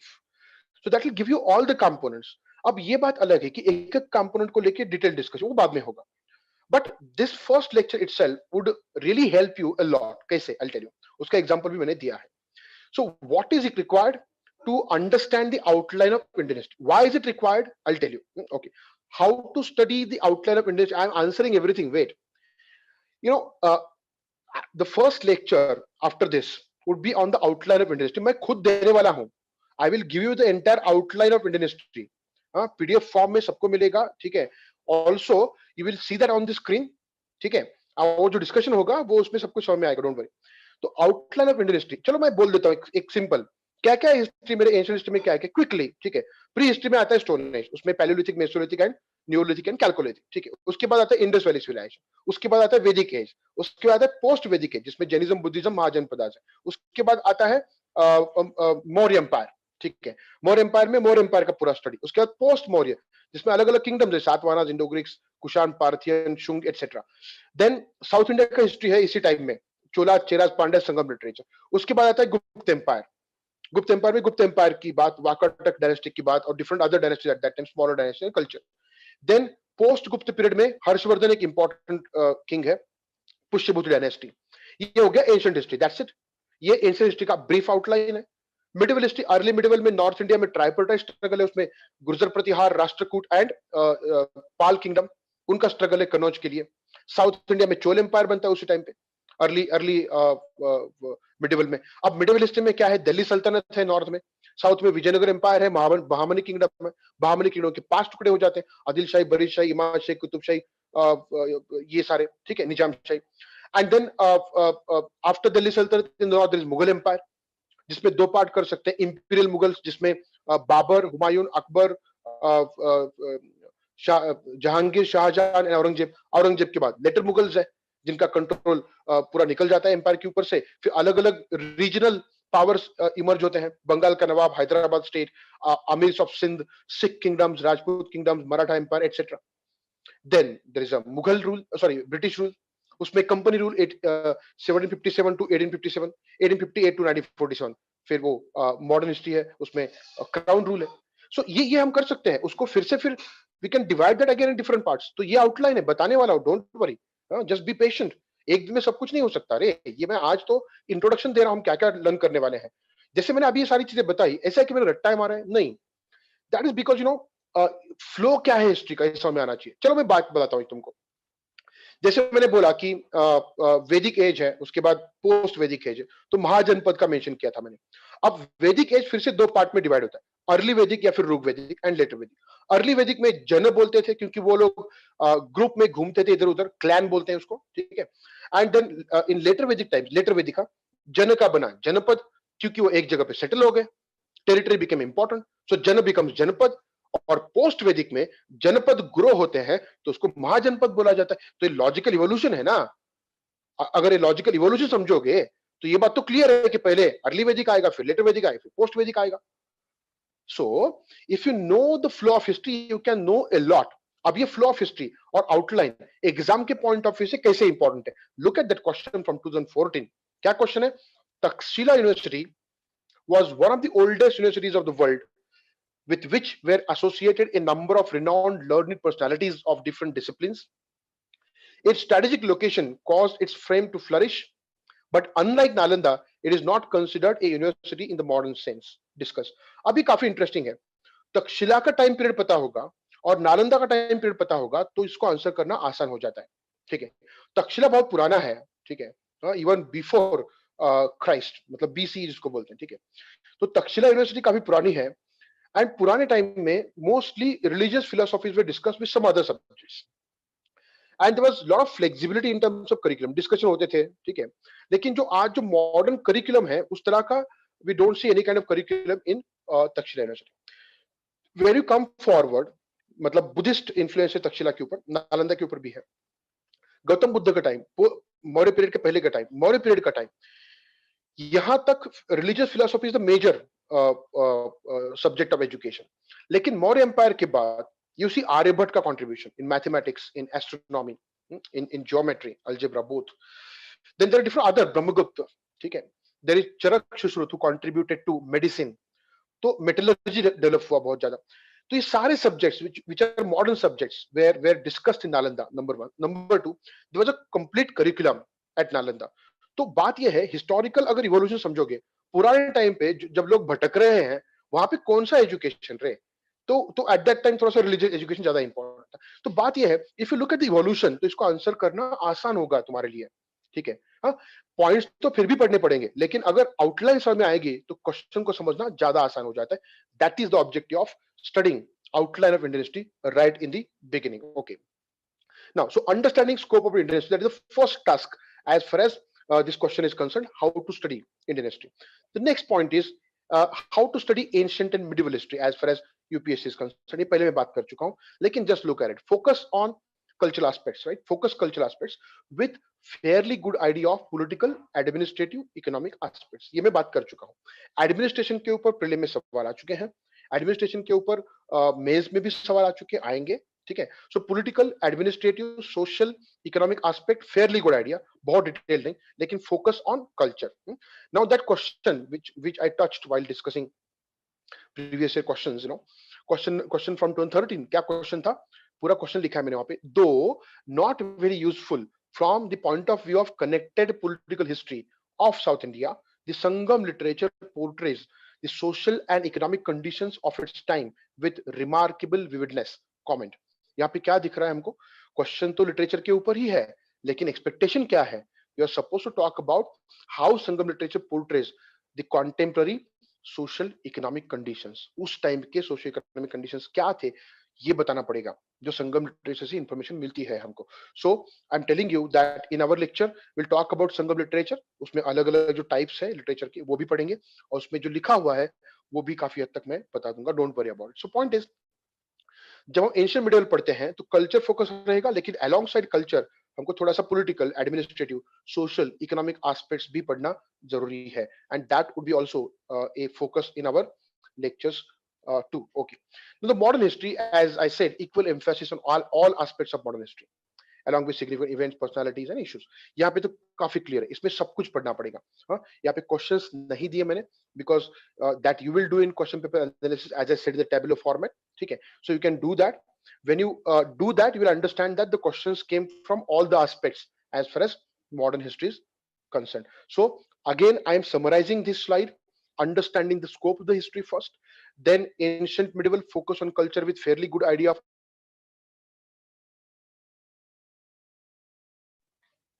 modern history, all aspects. This is how we are supposed to study history.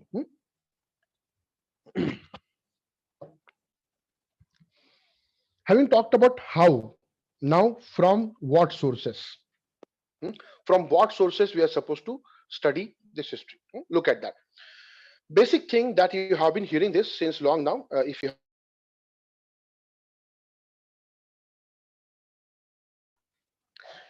basic thing is NCERT books. You are supposed to study NCERT books from 6th standard to 12th standard. Okay, all the books. Okay. In case of history, we generally advise to read old NCERT first. Why? Old NCERT is based on the sequential periods. First Vedic age, उसके बाद फिर post Vedic, फिर Maurya Empire, इस तरह से. That gives you idea about different periods of Indian history. ठीक है. So periodization समझ में आएगा. Once old NCERT you read, then you read new NCERT, because that gives you some additional information. Now, how to study these different books? Okay. So look at the standard reference books का list. उसपे मैंने old NCERT का mention किया है deliberately. So ancient के लिए old NCERT book by R.S. Sharma. Don't go for the reference book of R.S. Sharma. Ramchandra Sharma का एक रेफरेंस बुक भी है, वो मत लो, वो ऑप्शनल के लिए ठीक है. इतना बड़ा बुक तुमको यहाँ पढ़ने की जरूरत नहीं. So old NCERT book by RS. Sharma gives you fair idea about different aspects, political, social, administrative etcetera, along with culture. ठीक है. फॉर एंशिएंट, मैं फिर से रिपीट कर रहा हूँ, वो old NCERT book by RS. Sharma, not the reference book. Likewise old NCERT book by Satish Chandra as far as medieval history is concerned. ठीक है. and old NCERT book by Bipin Chandra as far as modern history is concerned. ये तीन खत्म होने के बाद read new NCERTs. That is the basic. Read new NCERTs and then go to the reference books for the modern history. कौन से है वो? Modern Indian History by B.L. Grover. Modern Indian History by B.L. Grover. ठीक है. India Struggle for Independence by Bipin Chandra. India Struggle for Independence by Bipin Chandra. ये दो क्यों पढ़ने? Modern Indian History by B.L. Grover will give you idea about decline of Mughal up to the revolt of 57. Whereas Bipin Chandra का जो book है India Struggle for Independence starts with revolt of 57. तो 57 के पहले का part Grover से पढ़ो और बाद का पार्ट ग्रोवर और बिपिन चंद्र का कॉम्बिनेशन कर सकते हो. Then India since independence by Bipin Chandra. Or what you can do is you can read India after Gandhi by Ramchandra Guha selectively. Ramachandra Guha. अब कुछ लोग पूछते हैं कि कल्चर के लिए क्या पढ़ना है. कल्चर के लिए ठीक है. For culture you can read the book by Nitin Singhania. However, unless you know the sequence of history, वो पढ़ना मुश्किल रहेगा. इसलिए मैं बोलूंगा you first read old NCERT by R.S. Sharma and Satish Chandra for ancient and medieval, then only go for the book by Nitin Singhania as far as Indian culture is concerned. So these books are enough. इसके बाद भी और books चाहिए तो वो बात अलग है, वो हम बता देंगे, लेकिन you first complete reading of these books and then only you go for other books. Are you getting this? So I'm repeating this again. Old NCERT of ancient, medieval, modern, written respectively by R.S. Sharma, Satish Chandra and Bipin Chandra. That is the first thing you are supposed to. Second, read NCERT books from 6th to 12th standard of history. Then new NCERT की बात मैं कर रहा था. Then as far as reference books are concerned, for culture Nitin Singhania after this.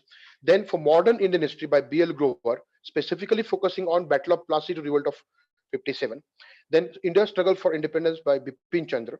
And then India since independence by Bipin Chandra as far as post-independence history is concerned. Alternatively, you can read India after Gandhi by Ramchandra Guha selectively, but I would suggest these books to all of you.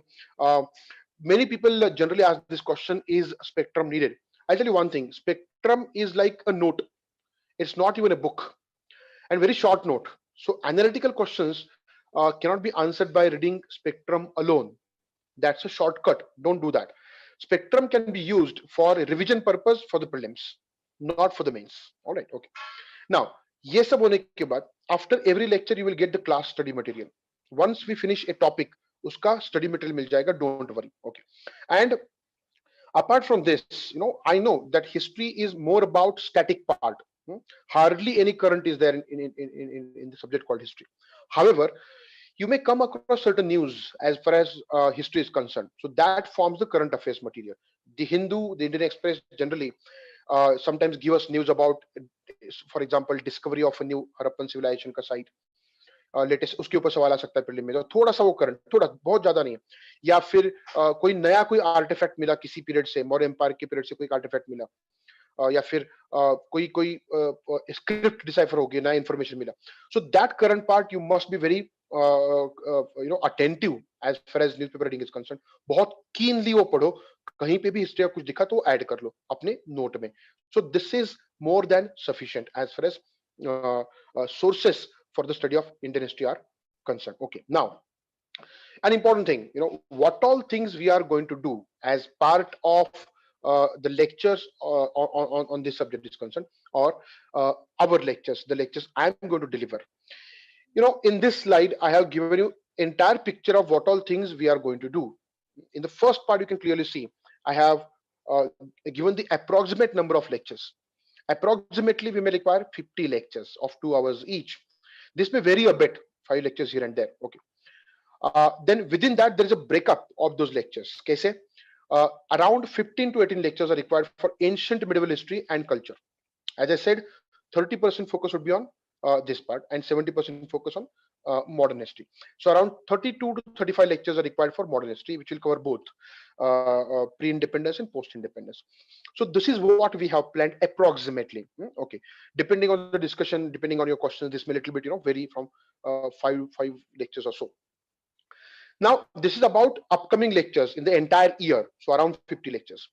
Then what is the next lecture? Because before we finish off any lecture, we give you idea of what is the next lecture. So in the next lecture we will try and understand periodization. ACE किसको बोलते हैं, BCE किसको बोलते हैं, कौन सा period कब आता है. So periodization of Indian history, and the outline of Indian history. इसका detailed discussion होगा. Don't worry about it. Okay. Then in a particular week, generally, ये अब thumb rule नहीं कि ऐसे ही होगा. Generally, based on how the schedule of lecture comes, in a particular week, if we get 3 lectures, which we are expecting as far as scheduling is concerned, in a week when we get 3 lectures, we will dedicate 2 lectures to modern history and 1 lecture to ancient and then medieval. Why I'm saying this? Because in the outline you will understand कहाँ पे क्या है, तो मुझे modern शुरू करने में कोई दिक्कत नहीं होगी. And before I start modern, I will give you the idea of decline of Mughal Empire so that you can connect these two things, medieval and ancient. Don't worry about it. So ancient medieval will require lesser number of lectures. So 1 lecture in a week, 2 lectures for modern history. That is the pattern we will follow. Okay. Now, after completing each lecture, what all things we are going to do. Now, this gives you an idea of different activities we do in lecture, all right, and different activities that you are supposed to do as part of your assignment. Okay, look at that carefully. So the first is class notes with relevant maps and pictures, etc. जैसे हम बोलते हैं कि Gandhara art, तो वो देखेंगे तो बहुत अच्छा लगता है ना. You tend to understand more about it. So relevant pictures and maps will be provided along with the content in the class notes. जब तक ये ऑनलाइन चल रहा है, I will make sure that you get it in PDF format. जब वो offline होगा तो तुमको हार्ड कॉपी मिल जाएगा. Don't worry about it. Okay, that is one. अब ये जो क्लास नोट्स है, इसमें दोनों एम्फसाइज होंगे, prelim as well as mains. Okay, one single note. Then discussion on previous year question papers with model answers. ठीक है, previous year question paper analysis तुम करोगे, जैसे मैंने बोला है, टेबल बना के. बट 2013 से जितने भी क्वेश्चंस आए हैं किसी भी टॉपिक के ऊपर, वो मैं हर उस टॉपिक के बाद डिस्कस करूंगा with a model answer given to you. Now ऐसा हो भी सकता है कि किसी एक पीरियड पे कोई क्वेश्चन नहीं आए अब तक, तो उसके ऊपर प्रोस्पेक्टिव क्वेश्चंस देंगे. Please understand this. So one part of answer writing session is to discuss the previous year question papers with the model answers. Other parties will get the assignment on that topic with the prospective questions for practice. And those prospective questions, you are supposed to write those answers before coming for the next lecture. In the next lecture, there would be brief discussion on the answers for those prospective questions along with model answers, and you are expected to compare your written answers with the model answers, and then you can add the points from the model answers, or you can look at what went wrong and likewise. So you don't need to be dependent on the teacher कि हाँ submit कर दे, वापस कब आएगा. ठीक है, जब तुम खुद इवेल्युएट करोगे मॉडल आंसर को कंपेयर करके, उसमें अगर कुछ डाउट होगा तो that you can discuss with the concerned faculty member. So this is what we have planned as far as this history part is concerned in upcoming lectures. So please understand this. We are trying to cover up all the aspects. ठीक है, apart from this, you will have extensive test series. ठीक है, mains के point of view से sectional comprehensive test series होंगे. Don't worry about that. There would be a dedicated test series for prelims as well. ठीक है, so this was my agenda today for today's lecture on Indian history. So tomorrow there would be a lecture on world history. Don't worry about it. Okay, in similar fashion. Okay, now is the time for you to ask your queries. However, I will first take up the queries which are asked in the chat room, and then you can really speak to me by unmuting yourself. Wait a minute, I am just going to the questions in the chat room.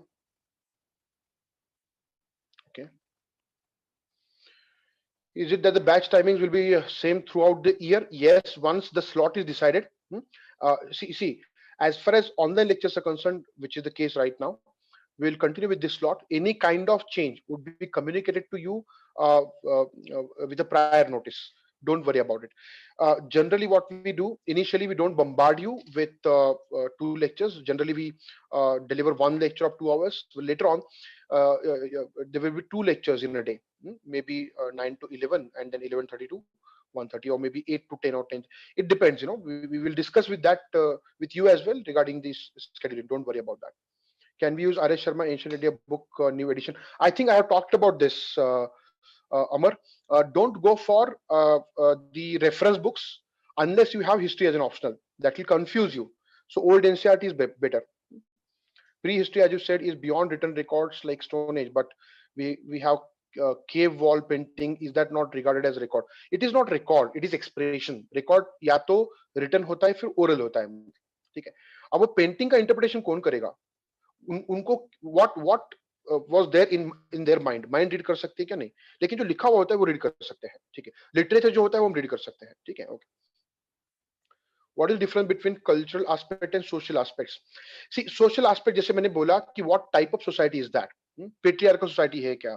तो gender injustice है क्या? ठीक है. Position of women क्या है? What religions are there? Which religion gets more importance? उसका followership क्या है? ठीक है. उसकी उसकी philosophy क्या है? ठीक है. Then religion का impact society के ऊपर क्या है? इंडिया में caste system है, तो caste system कब बना? कैसे evolve हुआ? उसके ill impacts क्या थे? ये social aspects है, ठीक है. कॉमनर का लाइफ कैसे था, कॉमन मैन का, ये सोशल एस्पेक्ट्स. कल्चरल एस्पेक्ट जैसे मैंने बोला, art forms, architecture and literature, that is culture. Pankaj sir, हाँ sir. Sorry for the interruption. आपका वीडियो फ्रीज हो चुका है, सो एक बार वीडियो स्टॉप करके फिर से ये कीजिए. सर मैंने चैट बॉक्स ओपन किया है, तो शायद मोबाइल पे मे बी हाँ. Then you can open the chat box in your laptop. So What I will do, no sir, it is not common, I think. I'm seeing different questions here and different there, so okay. that's why. One more. Yes sir, I can open that in Yes, I'm closing chat here. yes. Just a moment, One more just a moment. suggestion to all the students. Please raise your hand in front of your camera. So sir will get notification about your hand raise, and he will unmute you, and you can talk with sir directly. Okay, I'm just finishing off the questions from chat room first. Let's do that. Okay, so I talked about, I think, wait. Optional history, yes, we will be conducting optional lectures. Don't worry about it, Nancy. How we get study material regarding NCRT? Can you provide PDF regarding all? Oh, that's, see, Amrit, download the NCRT application. It is freely available. All the NCRT books are available on the NCRT application app that you can find in Google's Play Store. That's pretty simple. Is history a good optional? History is a good optional if you have interest. I have talked about it, I think. Unless you have interest in a particular subject, you should not choose it as optional. If you are interested, if you have read syllabus carefully of the optional, if you have done the previous year question paper analysis, and then your interest, if it continues, you can choose history. I'm first year student, so from where should I start my UPSC studies? If you're in first year, first read NCRT books. Please, ये general questions क्यों आ रहे हैं? I would suggest you to listen webinars which are there on YouTube. So please listen those webinars. Let us not repeat those questions. Batch का time इसमें नहीं डालेंगे हम, है ना? Webinar पे ये जो basic questions हैं, इन सब के answers दिए हैं. So please listen webinars carefully. What if our optional is also history? Then how deep we have to read? Satish, optional history has a different kind of focus. वहाँ पे you need to study all the aspects with equal emphasis, whether it is ancient, medieval, or modern. So in ancient history, you need to in detail study the political history, administrative history, everything. ठीक है, उसका थोड़ा सा एक अलग, और sources of history भी पढ़ने पड़ते हैं, मैपिंग पे भी सवाल होता है, तो अलग एक उसका ट्रीटमेंट है जो हिस्ट्री के सेमिनार में बताया जाएगा ऑप्शनल के. Could you talk about what is difference in India's struggle for independence book? Is it okay if we stick to Grover only?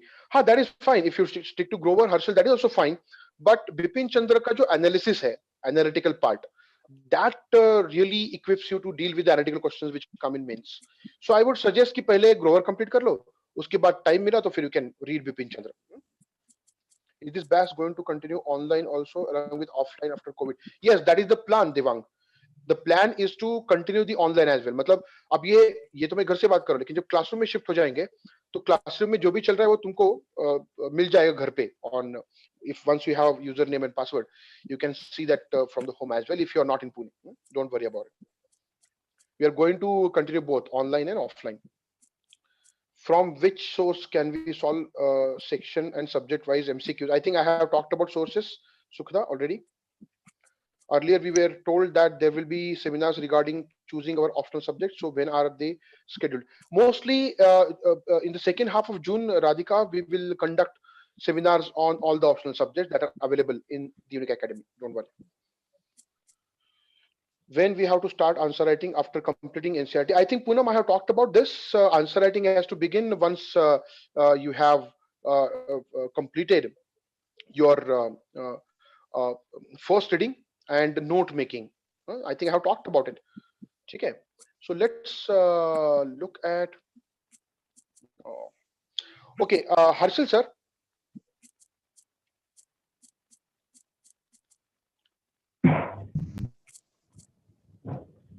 Okay, what I'm doing is I am.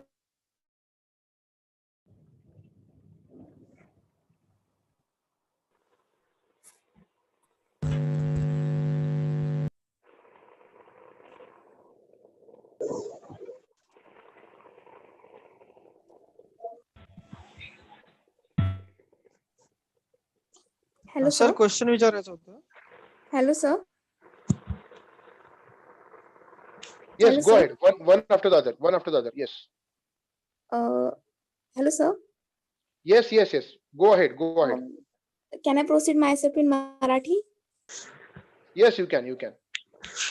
Sir मी बऱ्याचशा topper करून असं ऐकलं की नितीन सिंघानियाचं cost benefit analysis हे खूप कमी आहे, ते बुक खूप बल्की आहे, बट त्या तुलनेत आन्सर सॉल्व्ह नाही होत.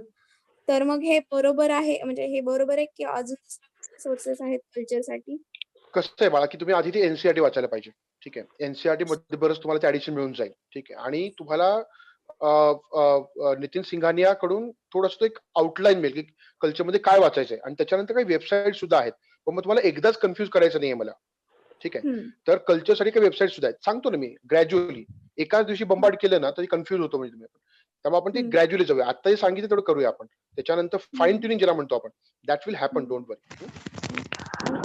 I saw a question in the chat room that I said that novels and.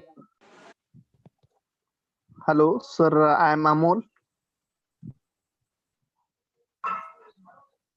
Hello.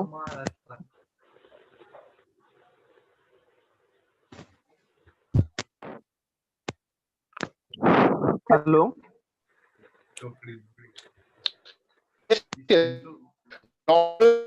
Hello.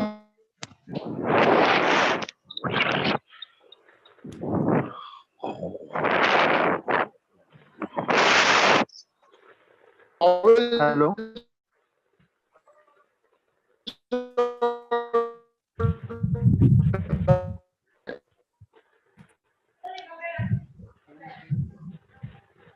You can go ahead and ask the question. Sir, instead of reading NCRTs, my understanding is like if I watch the videos, I can understand.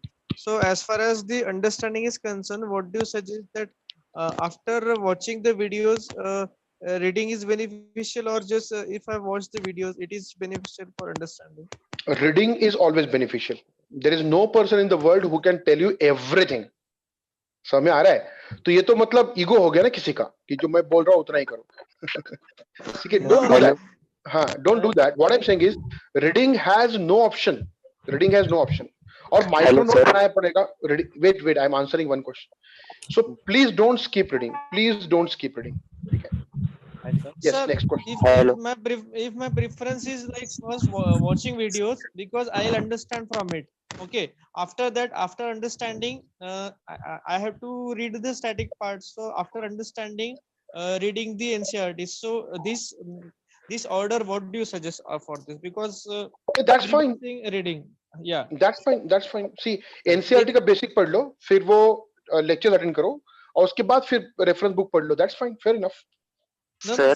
First watching videos, then reading NCRTs, and after that the reference books. That's fine. I mean, whichever way you're comfortable, but reading has to be there. Hello, sir. Hello, sir. Yes. Sir, just a second. There are others as well. I think I have answered your question. Okay. So please answer the question to the chat box. Let us not be in a hurry. Let us not be in a hurry. अब ये साल भर चलने वाला है, हम सब होंगे साथ में. Don't worry. हाँ. Next. Hello, sir. Please answer the question to the chat box. Hello, sir. Okay. I will do that. हाँ, बोलो.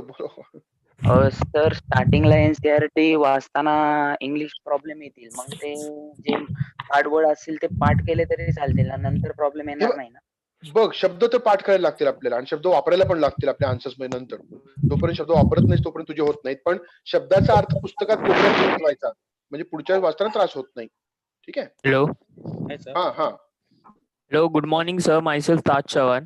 This year I have appeared for 12th board exam, and as I'm planning for giving a BA in mass communication and journalism, is that a plus point for UPSC as I'm planning for backup? See, whatever your graduation, उसका थोड़ा बहुत फायदा होता है, no doubt about it. But you are supposed to study this dedicatedly. कोई भी graduation हो, उसका थोड़ा बहुत फायदा होता है, no doubt about it. ठीक है, mass communication का भी थोड़ा बहुत फायदा कहीं ना कहीं होगा, लेकिन I would say कि इसका अपना एक dedicated study अलग से होना चाहिए. Okay. Hi sir. So again, let us not go for general questions. Please ask questions on history. ठीक है. Sir, हाँ. Hello. Hi sir. hello. Yes. Hello. May I speak? Yes. You can speak. Sir, due to coronavirus, we are not able to access a hard copy of newspaper.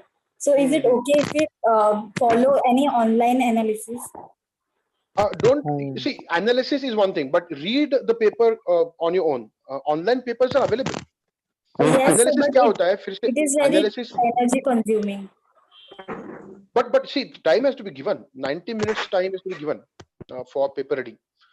हमेशा दूसरे का analysis मत लो, तो अपने opinion कैसे बनाओगे? ये प्रोसेस है, उसको शॉर्टकट्स फाइंड मत करो. That is the sincere request. फिर बाद में आओगे मेंस के पहले, सर मैं ओपिनियन कैसे दूं अपना? प्रोसेस स्किप मत करो. Analysis will help you, but it's better to read paper on your own. That is our suggestion. Okay, if I read editorials online and rest of the things analysis. That's right. Editorial and articles are to be read on your own, and rest news analysis you can do that by watching a video or जो monthly booklet मिलते हैं. Hello, sir. Editorials from Hindu and Indian Express I can read online, and rest of the news analysis like current affairs. ये सारी चीजें webinar पे discuss की गई हैं. करंट अफेयर्स का पढ़ाई कैसे करना है, इसके लिए डेडिकेटेड वेबिनार है जवाद काजी सर का. Please watch that. Hello, sir. Hello. Hello, sir. Hi sir. Yes. So there are some unanswered queries in the chat box. I'm looking at it. I thought people are speaking, sir. so I should not prevent them speaking right now. Hi sir. Yes, I could see some questions here. I'm going in a reverse manner. नीचे जो है पहले वो लेता हूँ, ठीक है? If we start making notes while reading NCERT, I have answered this, Pranjal. Notes making has to be done after reading all the books at least once. GC Leong के ऊपर जो भी आंसर होगा वो ज्योग्राफी की session में मिलेगा, यहाँ पे नहीं, ठीक है? I should not waste this year. Should use it very wisely. Yes, all the time available with you is to be read. Bipin Chandra, Modern India. I think Penguin publication का है, check कर लो. You said that novel drama could not be the authentic source of history, but literature we study in dramas of various poets, writers. See, Rutvik, literature is to be studied as literature. जैसे कालिदास का literature है, हाँ, अभिज्ञान शाकुंतलम. तो Shakuntala historical figure ऐसा नहीं बोल सकते, लेकिन उसका सब्जेक्ट मैटर पता होना चाहिए. So novel and drama should be studied as a drama, not as a history. History का एक literature part है, ठीक है? Okay. Hi sir. एक second. I have started with NCERTs now. So can you give any more suggestions that what should be done in this time? Again, I think I have talked about this, Shipra. I have talked about different books that you can really read apart from NCERT. Old NCERT with AL Basham and Spectrum for modern history is sufficient. If that is your opinion, Akshay, you can go ahead with that. You said that novel and drama, I think I have answered this. What is political philosophies in modern history of the world? I think those are mentioned. Capitalism, socialism, communism. ये सब मैं discuss करूँगा later on. Hello sir. एक second. Paper 2 का पहले lecture होगा. IR का lecture अलग से बाद में होगा. Don't worry about it. Can we chronologically study Indian history events as they are vast? Yes, you can study chronologically. I'm going to do that for you. Don't worry. Hi sir. Sir, how good are Tamil Nadu books as compared to NCERT books? As many toppers Read NCERT first. Read NCERT first, and then additional read के लिए Tamil Nadu books पढ़ सकते हो. Those are also good. Not to worry. Hello sir. Sir, Yes. sir, as there is unique material available to us, one may think that there's no need to go for books like Grover or Chandra. So please throw some light on this. I think I have talked about this. Why are we repeating this question? I said that Grover will help you in terms of the period from 1757 to 1857. ठीक है? But उसके बाद का जो है उसके लिए तुमको थोड़ा सा ये पढ़ना पड़ेगा. विपिन चंद्र या फिर ग्रोवर का भी पार्ट आगे का है. ठीक है? Hello sir. Question on decay of Mughal Empire. Decay of Mughal Empire पे क्वेश्चन यहाँ पे आना मुश्किल है, लेकिन इस पे आ सकता है कि लेटर मुगल पीरियड में ऐसी कौन सी कंडीशंस थी जिसकी वजह से ब्रिटिश गवर्नमेंट यहाँ पे फॉर्म हो गया, या फिर कंपनी का रूल यहाँ पे आ गया, इस तरह क्वेश्चन आ सकता है. Yes, go ahead. Hello hello hello sir. हाँ हाँ हाँ. I am audible, sir. Sir I am Amol. Okay. Sir मला हे विचारायचं होतं की बरेच जण म्हणतात की ओल्ड एनसीईआरटी वाचलं तर सफिशियंट आहे, तर ते बरोबर आहे की कसं? मग ओल्ड एनसीईआरटी काय? ओल्ड एनसीईआरटी, नुसतं ओल्ड एनसीईआरटी वाचलं तर सफिशियंट आहे? हो, अरे पण कल्चर त्यातून होत नाही ना. आता कुणीतरी बोललेलं ऐकलंस का तू, की नितीन सिंगाने वाचून सुद्धा कल्चर पूर्णपणे कव्हर होत नाही, तर त्यामुळे तेही वाचायचे आणि थोडी इतर पुस्तकही वाचायची. म्हणजे नाही, न्यू एनसीईआरटी पण वाचावी लागतील का? मग सफिशियंट आहे का ओल्ड एनसीईआरटी?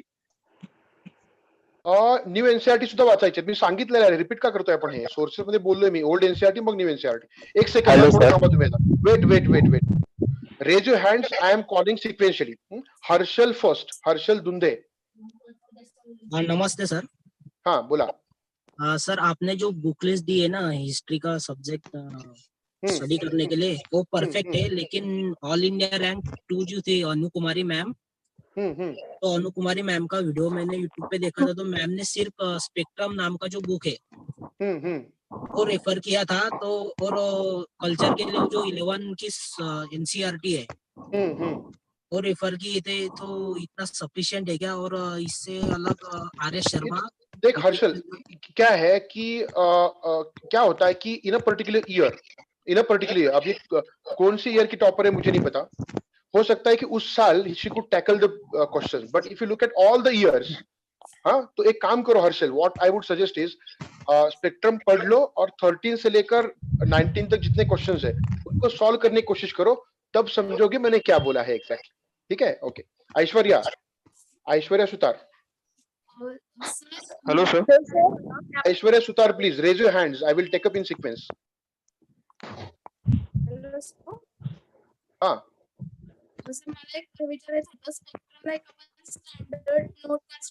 ऐश्वर्या तुझा आवाज येत नाही व्यवस्थित. रेंज मध्ये ये ऐश्वर्या. मला हे विचारायचं होतं की स्पेक्ट्रमला एक स्टँडर्ड नोट कन्सिडर करून बाकीचे रेफरन्स वाचून त्याच्यामध्ये आपण ऍड केले तर. हा, ते करू शकता तुम्ही. स्पेक्ट्रमला तुम्ही एक नोट कन्सिडर करून इतर पुस्तकातून ऍड करू शकता. Yes, that you can do. बरोबर आहे. Ali, who is Ali? Hi sir. हाँ बोलो अली. Hello. हाँ Sir, my name is Ali. हाँ. This is Aisha, sir. This is my husband's number. That's why the name. Oh, okay. Aisha, you can talk. Okay. हाँ. Yes.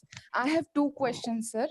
Okay. The first thing is that I have analyzed question papers from 2014 to 2019.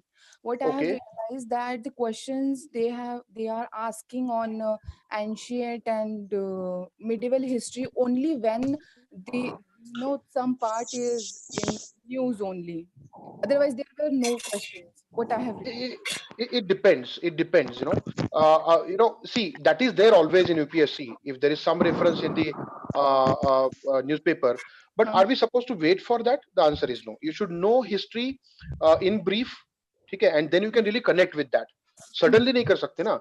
So better to read entire history. In mains, I am talking because in prelims there are questions, but in mains I have because that Gandhara art question that was in news. That's why they ask. That's fine. Let UPSC decide how to ask the questions. For example, there was a question on Krishna Deva Rai. Yes. इसका कौन सा news ढूंढेंगे हम? ठीक है, difficult है. इसलिए अच्छा है कि हिस्ट्री पढ़ ले. या फिर महाताराज के ऊपर सवाल था, तो महाताराज कहाँ रेफरेंस में आया था? Better to read the history. Okay. And the second question is that I have read NCRTs and even the Bipin Chandra book and all those. And for modern history, I'm talking about that what I have realized that after reading Bipin Chandra and all those books, the spectrum is it's like a short and note kind of. I think I have talked about that, Aisha. I have talked about it. Spectrum is like a note. And that won't be sufficient. And how you can check this? मैं बोल रहा हूँ इसलिए नहीं. What you can do is spectrum पढ़ो एक बार और जो भी आज तक के questions है, that you can try to solve. Then you will understand what I'm trying to say. So after reading reference book, I can go for the. Yes, as a revision you can do that. Amruta, please Hi, restart sir. it. Thank you, sir. Thank you. Yes. Hi, sir. Amruta? Yes, go ahead. Hi, sir. My name is Suyash Shambe, and I am from Mumbai. I am in my last year of engineering. Yes, yes, yes. Yes, I wanted to ask about my preparation. So, I have started my preparation from the March, and I have read NCERT till 10th of history. Restart And what? internet. Yes, yes, I am listening to you. Please go ahead. And what I do is that I read NCERT thoroughly, full, and underline the important part in a first reading. And when I'm reading it second time, I understand that part and note down. I mean, I make the note when I read it second time. Sir, I wanted to ask that, and the notes that which I make are like for NCERT, which is 175 pages. I make 60 pages of notes. Is that Okay. sufficient? Means, See, am I how doing many it right? pages? How many pages is not the question. What is important as far as notes is concerned is it should be micro notes. Means you should be able to reduce the reading. That is important. Yes. How many pages depends on your style of writing. Okay, sir. That is, and the other question is, how should I continue after this in my preparation? Because I am in like most of the NCTs I have read till 10th standard, and I'm in history. I have made notes till the 9th standard. Sir. Currently, I'm making notes on French Revolution. Then complete the rest of the NCRTs first. That is the basic thing you are supposed to do. Then you can really go for other subjects. All right. Okay, sir. So I think that was Abhay, right? Huh? Oh, that was Abhay, right? No, sir. It was Suyash. I'm Suyash. Sir, See, hello. please Abhay. don't jump in. Let's raise the hand. There are people who are waiting in the Hello, box sir. for raising the hand. No, wait. Let Abhay Abhay speak first. बोलतो. Abhay अभय पाहिजे. जो Yes. Sir मला असं बोलायचंय की पहिली ते 10वी माझं मराठीतनं झालंय पण आता डायरेक्ट एनसीआरटी वाचताना ते जे मेन वर्ड्स आहेत मग ते डिफिकल्टी येणारच ना सर वाचताना. If you are preferring for English medium for this examination, you have to increase your vocabulary by reading NCRTs. Okay, sir. Abhay, there is no option. Otherwise, you may go for Marathi medium as well. Okay. Oh. Aishwarya Bua. Yes, Aishwarya, sir. you there? Yes. What's your? You told that with reference to India, the history is what, prehistory is what, and proto-history is what. So, with reference to word, what is history and what is proto-history and what is prehistory? As far as no, it's same. It's same. Point is, world history. You don't have one single criteria. Like in India, we found the record in Harappan civilization. In Middle East, you find the record in Mesopotamian civilization. Are you getting this? So हर जगह पे अलग अलग होगा. Please mute your mic. Please mute your mics. In different places, it will be different. Aishwarya. Okay, Got your answer? Okay. Rushikesh Yadav. Good morning, sir. Yes, Rushikesh. Sir, you mentioned references for modern Indian history. For post-independence consolidation, you mentioned India since independence by Bipin Chandra. Yes. But sir, it covers still mostly till 2014 or 15. Yes. And, you said for post-independence consolidation, we need to study till 70s or 80s. See. Read that book. Wait. I got you. I got your question. Read that book. That will bring you up to the present times, which can be discussed in polity and other subjects in current affairs. That is what I said. Okay, sir. And sir, because about UPSC की syllabus में mention किया है रे consolidation and reorganization. That's why I focused on that. Okay, sir. And sir, about ancient history, you mentioned only R.S. Sharma book. So no reference is needed for no reference books needed for other syllabus. Only See, ancient and medieval का political history के ऊपर नहीं है रे focus UPSC का. इसलिए मैंने बोला कि उतना पढ़ लो और culture का कोई book पढ़ लो. That should be enough. Okay, sir. Thank you, sir. I think Rushikesh is done. Aditya. Sir, our topper's video is misleading to some extent. Pardon? So are toppers videos misleading to some extent? Is that Aditya? Yes, sir. Yeah, I'm Aditya. Aditya, I'll tell you one thing. That's really good question. Sometimes it is. Sometimes क्या होता है कि after getting through this examination, कहीं ना कहीं थोड़ा सा ऐसे होता है ना कि हाँ मैंने ये किया और बहुत कम समय में किया, ये बोल जाता है इंसान, उनकी गलती नहीं है पूरी तरह से, ठीक है. एंड अगेन क्या होता है कि कभी कभी एक आध इंसान छूट जाता है, रे कम पढ़ के भी छूट जाता है, वो हो सकता है, दैट इज पॉसिबल. तो हमको बाय चांस नहीं होना है ना. सो दैट्स व्हाई हम जब बोलते हैं तो पूरा बोल देते हैं. यहाँ पे ऐसे नहीं कर सकते हाँ इतना पढ़ो हो जाएगा तुम्हारा. I won't say that. So we have to be comprehensive here. We should not leave anything to chance. Yes, you are right to some extent. ठीक है, पूरा नहीं, टू सम एक्सटेंट. ठीक है. So one more question, sir. Yeah, Aditya, you have another question? Yes, sir. Go ahead. Yes, sir. So how many hours are we supposed to invest from at the start of the preparation? No. There is no specific time slot. But if you're beginning, start with 5 hours, 6 hours a day. Increase that to 10 to 12 hours a day at some point of time. So gradually, if you're doing your graduation, whatever time is available to you, you dedicate to the UPSC study. I am requesting all others to mute their mic. और ये classroom में भी होता है, बाकी सब बातें करने लगते हैं, तो ये प्लीज बंद कर दो अपने माइक्स, बाकी लोगों को डिस्टर्ब हो रहा है. Now Shubham Yadav. Hello. Shubham, go ahead. Hello. Yes. Hello. Is that Shubham? Yes, sir. Yes, go ahead, Shubham. Sir, my optional subject is political science, and while studying, just mentioned that political aspect is also there in history. So can we relate it with political science while studying? Not fully, but to some extent. जैसे paper 1 में political science के ancient Indian political thought है, ठीक है.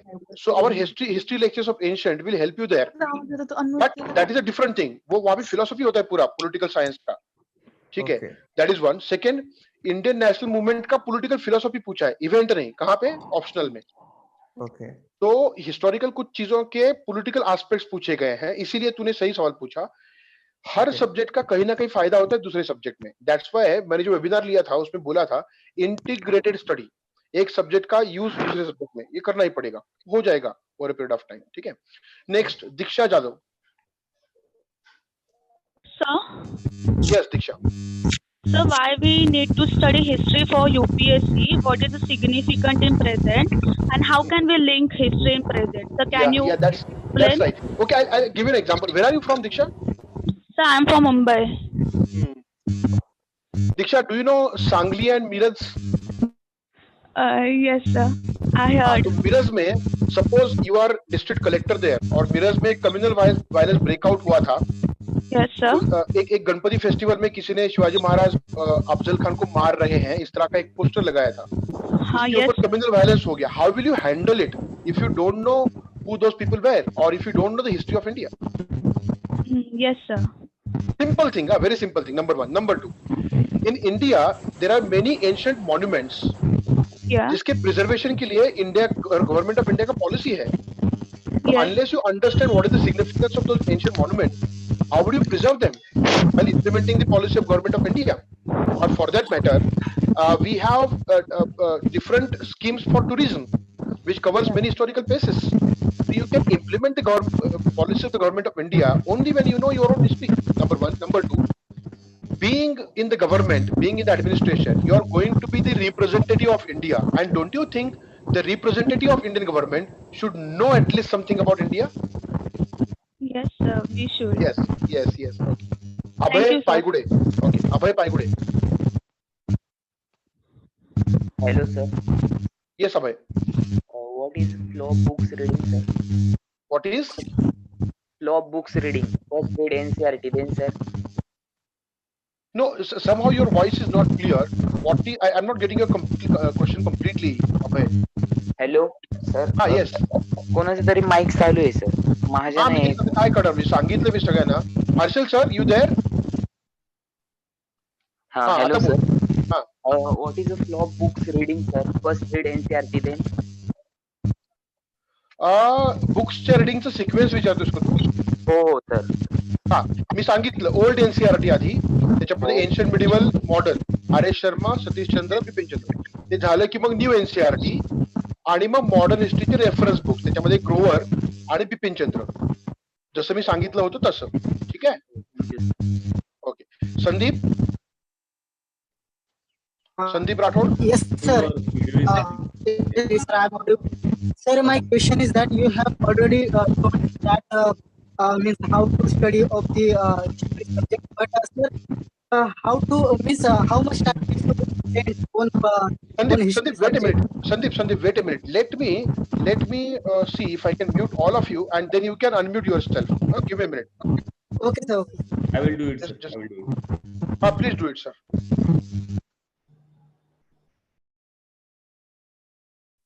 So you are also mute now. Please unmute yourself. Sandeep, please unmute yourself and then speak. Yes, sir. Sir, you have already told that how to study of the history subject, but I have a question about how to how much time we should spend on history subject, and as well as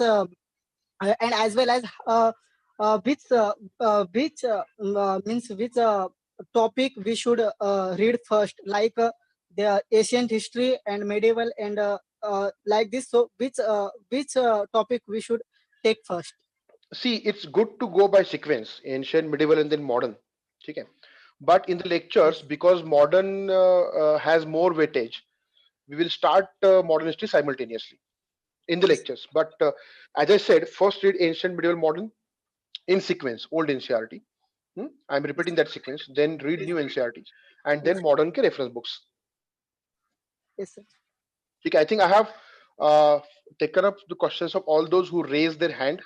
Now, even if anybody wants to ask questions directly, you can ask.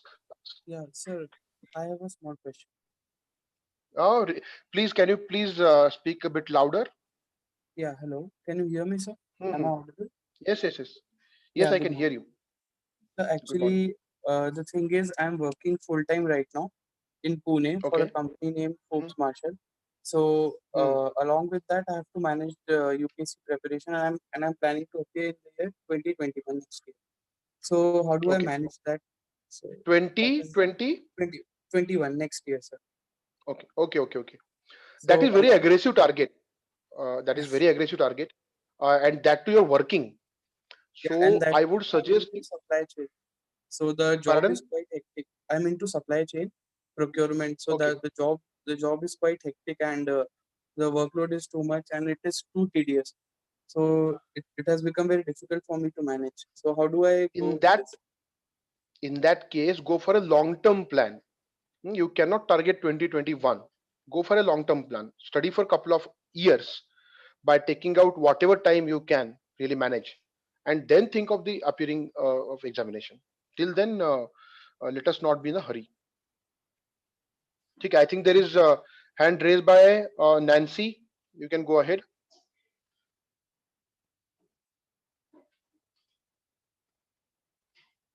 Is Nancy there? Hello, sir. Yes, go ahead. Sir, how much time to be specifically given to complete old NCRTs, new and the reference books? Nancy, that's a very personal response type of question. It depends on your reading speed. All right, but generally what we see based on your reading speed as early as possible, because basics books बहुत जल्दी हो जाने चाहिए. So based on your reading speed, complete that. And again, because we are saying as early as possible, you should not read it like for finishing. No, the objective has to be to understand the basic concepts. Okay, so let it take its own time, no problem. And accordingly, based on your reading speed, you can plan other things. Okay, sir. Thank you. I think next is Nachiket. Good morning, sir. Good morning. Sir, actually, my optional subject is mathematics, and it is actually a very vast subject. So I almost like if I have the unique lectures, including that and my optional, I have lectures for almost 5 hours a day. Okay. So how do I distribute my time in my optional and my general studies? Sir, can you just tell me? Nachiket, you already have optional as mathematics, you are saying, and you have already joined mathematics classes somewhere. Yes, sir. I have. What is the time slot for that? That is the afternoon slot, sir. Oh, then it's perfectly all right. Like in the morning you can do these lectures, and then in the afternoon we can do that. Yes, sir.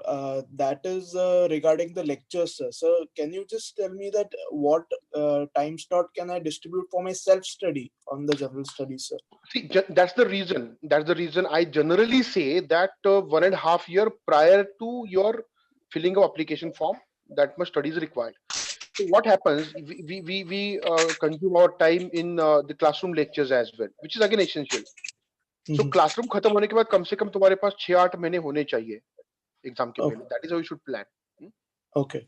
Yes, sir. But in this case, what you can do is whatever time is available, you should dedicate for the self study. So, for example, if your time 9 to 11 is going here, so early in the morning 7 to 9 you can really study, and you can then immediately join the webinar.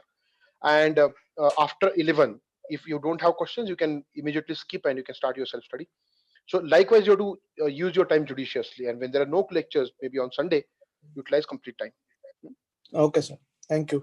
Okay. I think next is Suyash Tambe. Hello, sir. Yeah. So I wanted to ask that I'm making notes on 9th NCRT. So the first topic is French Revolution. Sir, that the same topic has come into the different book that we are studying, reference book. So how should we make notes on that? I think I have talked about this already, that you first read the basic books like NCRT, then select one book as standard book, read that topic from the standard book twice, prepare a note from only one standard book with leaving some space in between after completion of each subtopic. Introduction complete हुआ, जगह छोड़ दो, next topic. वो complete होने के बाद दूसरा book ले लो, उसमें जो नए पॉइंट्स है वो ऐड कर सकते हो. I think I have talked about this in the lecture. Okay, sir. Sir, I wanted to ask one another question. Pardon? Sir, I wanted to ask a question about if my preparation is going right or not. That I read one NCRT completely, and in the first reading I underline the important topics. Important topics means the notes which I have to make. In second reading, I generally what I do is concise that underlined part and make notes on it.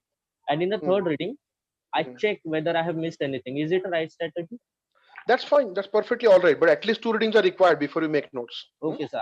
I'm doing 3 readings, and currently I'm on my second reading. That's fine. That's perfectly fine. Thank you. Next is Shruti Patil. You can go ahead and ask your question. Hello, sir. Hello. Yes, Shruti. After this pandemic, hello. I'm listening. Hello. I'm listening. After this pandemic, if we choose offline mode of class, what changes will be occur with reference to faculties? No. Faculties are going to be same. There is no change at all. Okay, sir. Thank you. I think next is Rohan Ullah Khan. Hi, sir. Yes, Rohan. Sir, I am a mechanical engineering graduate, and I will be appearing for UPSC in 2021, sir. Okay. Sir, along with this, I will be seeking admission in MBA, sir. So, can you please help me with a time management schedule, sir? Rohan, are you working as well? No, sir. I am not currently working anywhere. Okay. So there is too many things on a plate. See, I'll tell you one thing, Rohan. I don't want to really scare you, but please understand this is the toughest examination. Yes, sir. In Yes, India. sir. It requires a complete dedication. And Yes, again, sir. MBA, CAT examination is equally difficult. So Yes, sir. doing 2 things at a time is like, too many cooks spoil the broth. Yes, sir. Too many things at a time will not allow you to do anything. So I would say prioritize, and Okay, accordingly. So if you give 1 year for UPSC, complete sir. thorough preparation, and once you are confident enough of this thing, I have studied, now all that I'm supposed to do is to only revise and do the current affairs. Probably you are in a position to go for some other examinations. Till then, remain focused on UPSC. Okay, sir. Thank you. Okay. Then I think after Rohan, Ruchika Suryavanshi. Good morning, sir. Sir, morning, I Ruchika. want to apply for exam next year, that is 2021. And sir, I am also a final year student.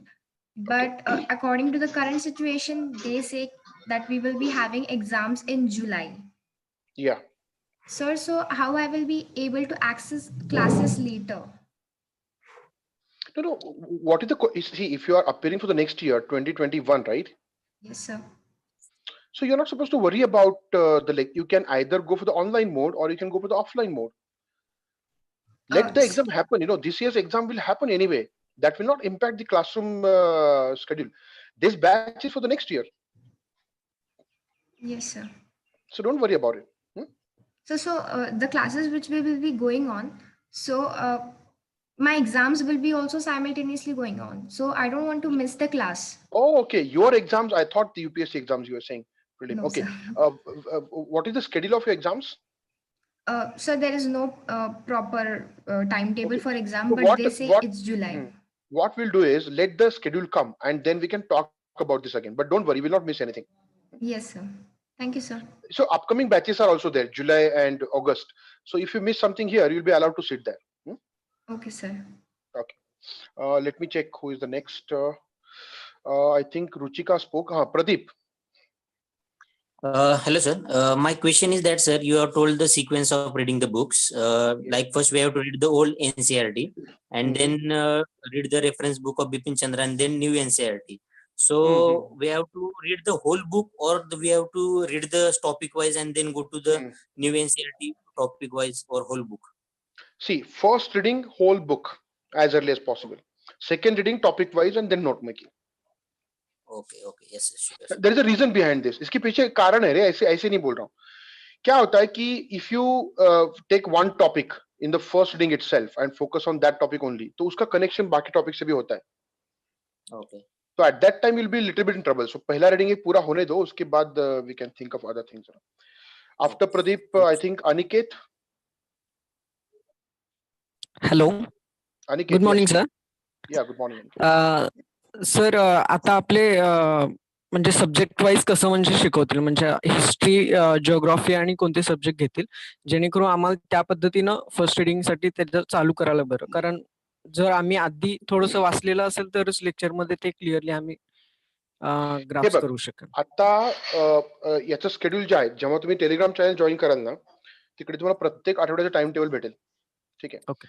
आता उद्याचं world हिस्ट्रीचं मी तुम्हाला सांगितलं. Yes. त्याच्यानंतर polity अशा प्रकारे sequence येतो. Telegram channel join करा तिकडे तुम्हाला पूर्ण टाइम टेबल मिळून जाईल. Don't worry about it. Okay sir. Okay fine. Thank you. I think next is Aniket हो गया ना. Sakshi Rahulkar. Hello sir. Yes Sakshi. Sir मला असं विचारायचं होतं की मी आता सध्या सेकंड इयरला आहे म्हणजे आता माझं फर्स्ट इयर कम्प्लीट झालंय तर मग मी ही इंटिग्रेटेड बॅच जॉईन करावी की फाउंडेशन कोर्स कारण की मी 2022 मध्ये अपियर करेन एक्झाम. 2022 ओके. तू आता सेकंड इयरला गेलीस की सेकंड इयर पूर्ण झाले काय झालं नाही सेकंड इयरला गेलीये मी आता. ओके म्हणजे थोडे सेकंड इयर आणि थर्ड इयर 2 वर्ष आहेत. हो. You can choose either of them. असं मला असं वाटतं की तू तुझं फर्स्ट इयरला असतेस तर मी तुला सरळ 3 इयर्स म्हणाला असतो म्हणजे ठीक आहे. आता तू सेकंड इयरला आहेस आणि तुझं ग्रॅज्युएशन 3 वर्षाचं आहे ना. हो बीएससी करते मी बीएससी इन जिओलॉजी. हा ठीक आहे म्हणजे तुला जर समजा वेळ असेल आठवडाभर तर तू ही बॅच करावी. वेळ नसेल तर फाउंडेशन बॅच वीकेंडला होते मग ती करू शकतेस. हा कारण कॉलेजचा टाइम मॅच 2022 म्हणतेस ना तर मग आता हे एक वर्ष 21 ला संपेल दुसरं वर्ष 2022 ला मग 3 इयर्सला तुला 3 वर्ष लागतील ना तर ते पॉसिबलच नाही मग ते 1 इयर पॉसिबल नाही. That you can. मग म्हणजे इंटिग्रेटेड बॅच ह्या वर्षी जॉईन करावी की हीच बॅच सेम मी नेक्स्ट इयर जॉईन करू असं. तू आत्ताच जॉईन कर. एकदा क्लासेसचं काम संपून जाऊ दे ना म्हणजे तुला पुन्हा 1 वर्ष मिळेल पूर्ण तुला अभ्यासाला. येतं लक्षात. Without need for going to classes. एकदा क्लासेस होऊन जाऊ देत पूर्ण तुझे आणि मग तुला आणखी 1 वर्ष मिळेल. That is the ideal condition to have. पण हे क्लासेस जर रोज असतील तर मग ते कॉलेजच्या टायमिंग सोबत मॅच होणं मी तुला तेच म्हणत होतो. मग ते कसं करता येईल बघ. तू कॉलेज टायमिंग काय तुझं? सध्या तरी म्हणजे सकाळचं होतं पण आता सेकंड इयरला दिवसभर असेल म्हणजे 10 ते 5. ओके. तर त्या केसमध्ये तुला ही बॅच अवघडच जाईल म्हणजे वीकेंडची बॅच करू शकतेस तू. You can go for the weekend batch. Same batch असेल वीकेंडला. काय सेम बॅच असेल वीकेंड साठी. वीकेंड साठी पण बॅच आहे आपल्याकडे. ठीक आहे. त्यासाठी you can contact Praveen Patil sir. चालेल. काय करायचं, युनिकच्या ऑफिशियल नंबरवर फोन करायचा आणि प्रवीण पाटील सरांचा नंबर घ्यायचा आणि त्यांना बोलायचं. चालेल चालेल. Okay, thank you sir. Okay. Let me check who is the next after Sakshi. I think Abhay. Hello sir. हा अभय. सर आता TY ला आहे आणि आमचे पेपर जुलैमध्ये, तर मी जर आता स्टार्टिंग केलं जून मध्ये आणि पेपर कळले जुलैमध्ये, तर सर म्हणजे ते एकदा ह्या गोष्टीवरती कॉन्सन्ट्रेशन झाल्यानंतर परत तिकडे शिरणं म्हणजे खूप अवघड जाईल. मला वाटतं मी आता बोललोय की एक तर तुम्ही नंतरची बॅच जॉईन करू शकता जुलैमध्ये किंवा ऑगस्टमध्ये बॅच सुरू होते. नसेल तर तुमची आता मिस झालेले लेक्चर तुम्ही पुढच्या बॅच मध्ये करू शकता. असं करता येईल तुम्हाला. काय मागे तर पडणार नाही सर? काय म्हणजे हे सगळे जे आहेत ते आता जून बॅचला जॉईन होतील आणि आम्ही जुलैला होईल. मग तसं आमचं काही मागे तर पडणार नाही ना? मग नाही, लगेच काय एका महिन्यातून फार मोठा फरक पडतो असं नाही. तुझी अडचण आहे म्हणून करतोय ना आपण तसं. असं काही होत नाही, फार मोठा फरक पडत नाही. बॅचेस थोड्याशा एक 15 दिवस किंवा महिन्याभराने उशिरा सुरू होतात, पण मात्र एंड आपण ते सगळ्यांचे बॅचेस एप्रिलमध्येच करतो आणि तशा प्रकारे ते लेक्चर्स ऍडजस्ट केले जातात. हो सर, पण NCERT मग रीड करायला तरी हे उशीर होईलच. NCERT तू वाचायला सुरू करू शकतोस ना, त्यासाठी तुला काही लेक्चरची वाट बघायची गरज नाही. NCERT you can start reading, असं काही नाही. Okay sir. ठीक आहे. Let me check the next in line. I think Abhay ho gaya. हाँ, Nancy again. You have one more question, Nancy? Yes, sir. Sir, all online lectures will be conducted on Zoom platform, right? Yes. Sir, then how we will be able to access if any lecture is missed? See, you'll be given the entire schedule of a week beforehand. Okay, sir. So you'll be getting that in your hand on Telegram channel. Okay. Which is, there will be official group of Unique, and you will get the entire schedule of a week, so you can easily make out कि तुम्हारा lecture कब है, so you can attend that. Don't worry about it at all. Let me check. Nidhi. Good morning, sir. Good morning, Nidhi. Sir, actually I'm from Mumbai and I'm already a 3-year integration batch. So I took a drop last year because it was my 3rd year. So now, sir, I'm supposed to join this online batch, and in Mumbai after this pandemic is over, so the portion would be continued. Nidhi, you have completed 1 year, right, in 3 years batch? Yes, sir. Yes, okay. Sir. So now you are doing your graduation or what? In which year you are right now? Sir, I'm in 3rd year and my exams are like not clearly they are supposed to be held in July, but there is no specific timetable. So when they will held. That's okay. What I would suggest you is you talk to Praveen Chauhan, sir. I think you must be having his number. No, sir. I'll call him and I'll call the Unique Academy and take the 3 years batch. I mean, whose number you have in terms of faculty members? But I have Bharat sir's number, Vipul sir number. Okay, so get Praveen Chauhan sir's number from them and talk to Praveen sir in terms of how you can really. He is the one who coordinates 3 years batch. Okay, sir. So he will advise you accordingly. So, but I have a doubt, sir. After this online lecture, so in Mumbai, the offline lectures would be continued from here, or I have to attend online lectures from the Pune branch? That preference is always there with you. Either you can join there offline, or you can really join these batches online. That preference is always with you. Okay, sir. Thank you. Okay. Let me check who is the next. I think we are done with the people who have raised their hands. Let me see if there is anything in chat room, and then probably we can conclude.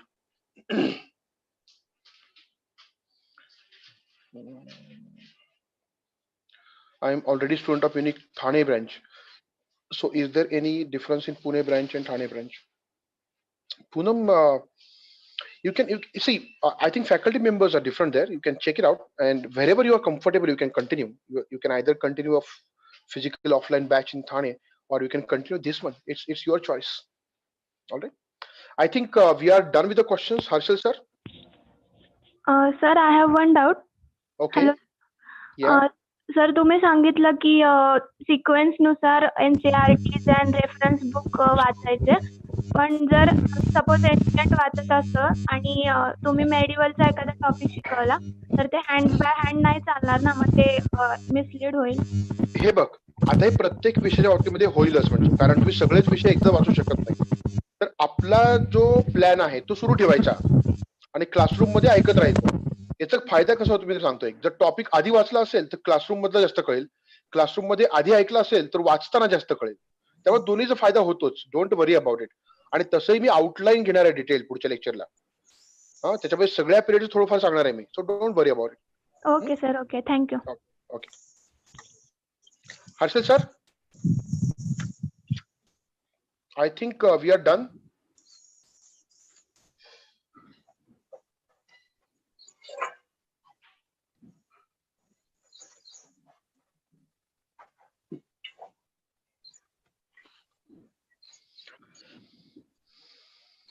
Harshal sir, are you there?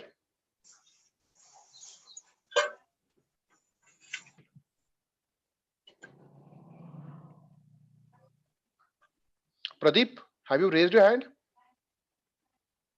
Yes, sir. Actually, I asked the question and you answered the question. What is the question?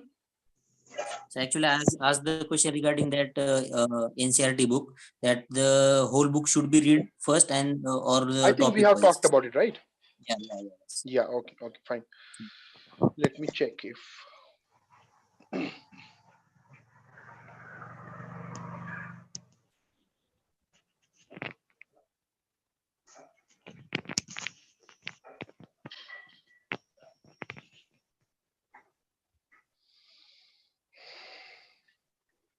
Harshal sir, are you there?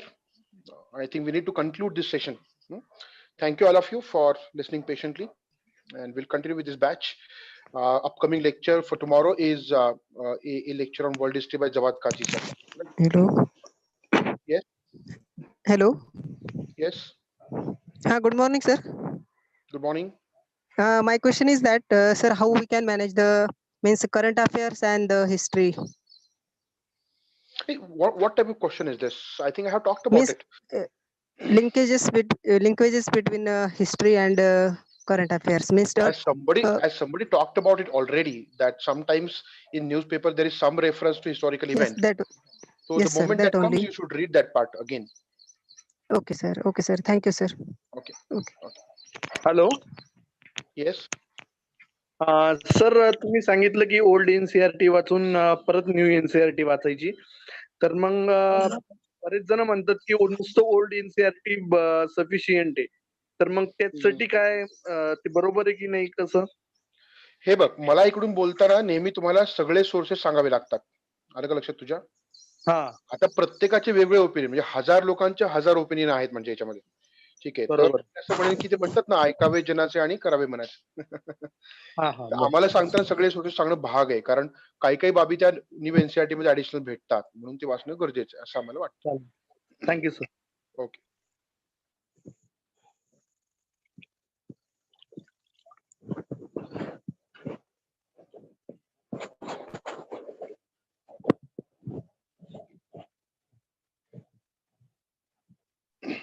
I think we are done with the questions, right?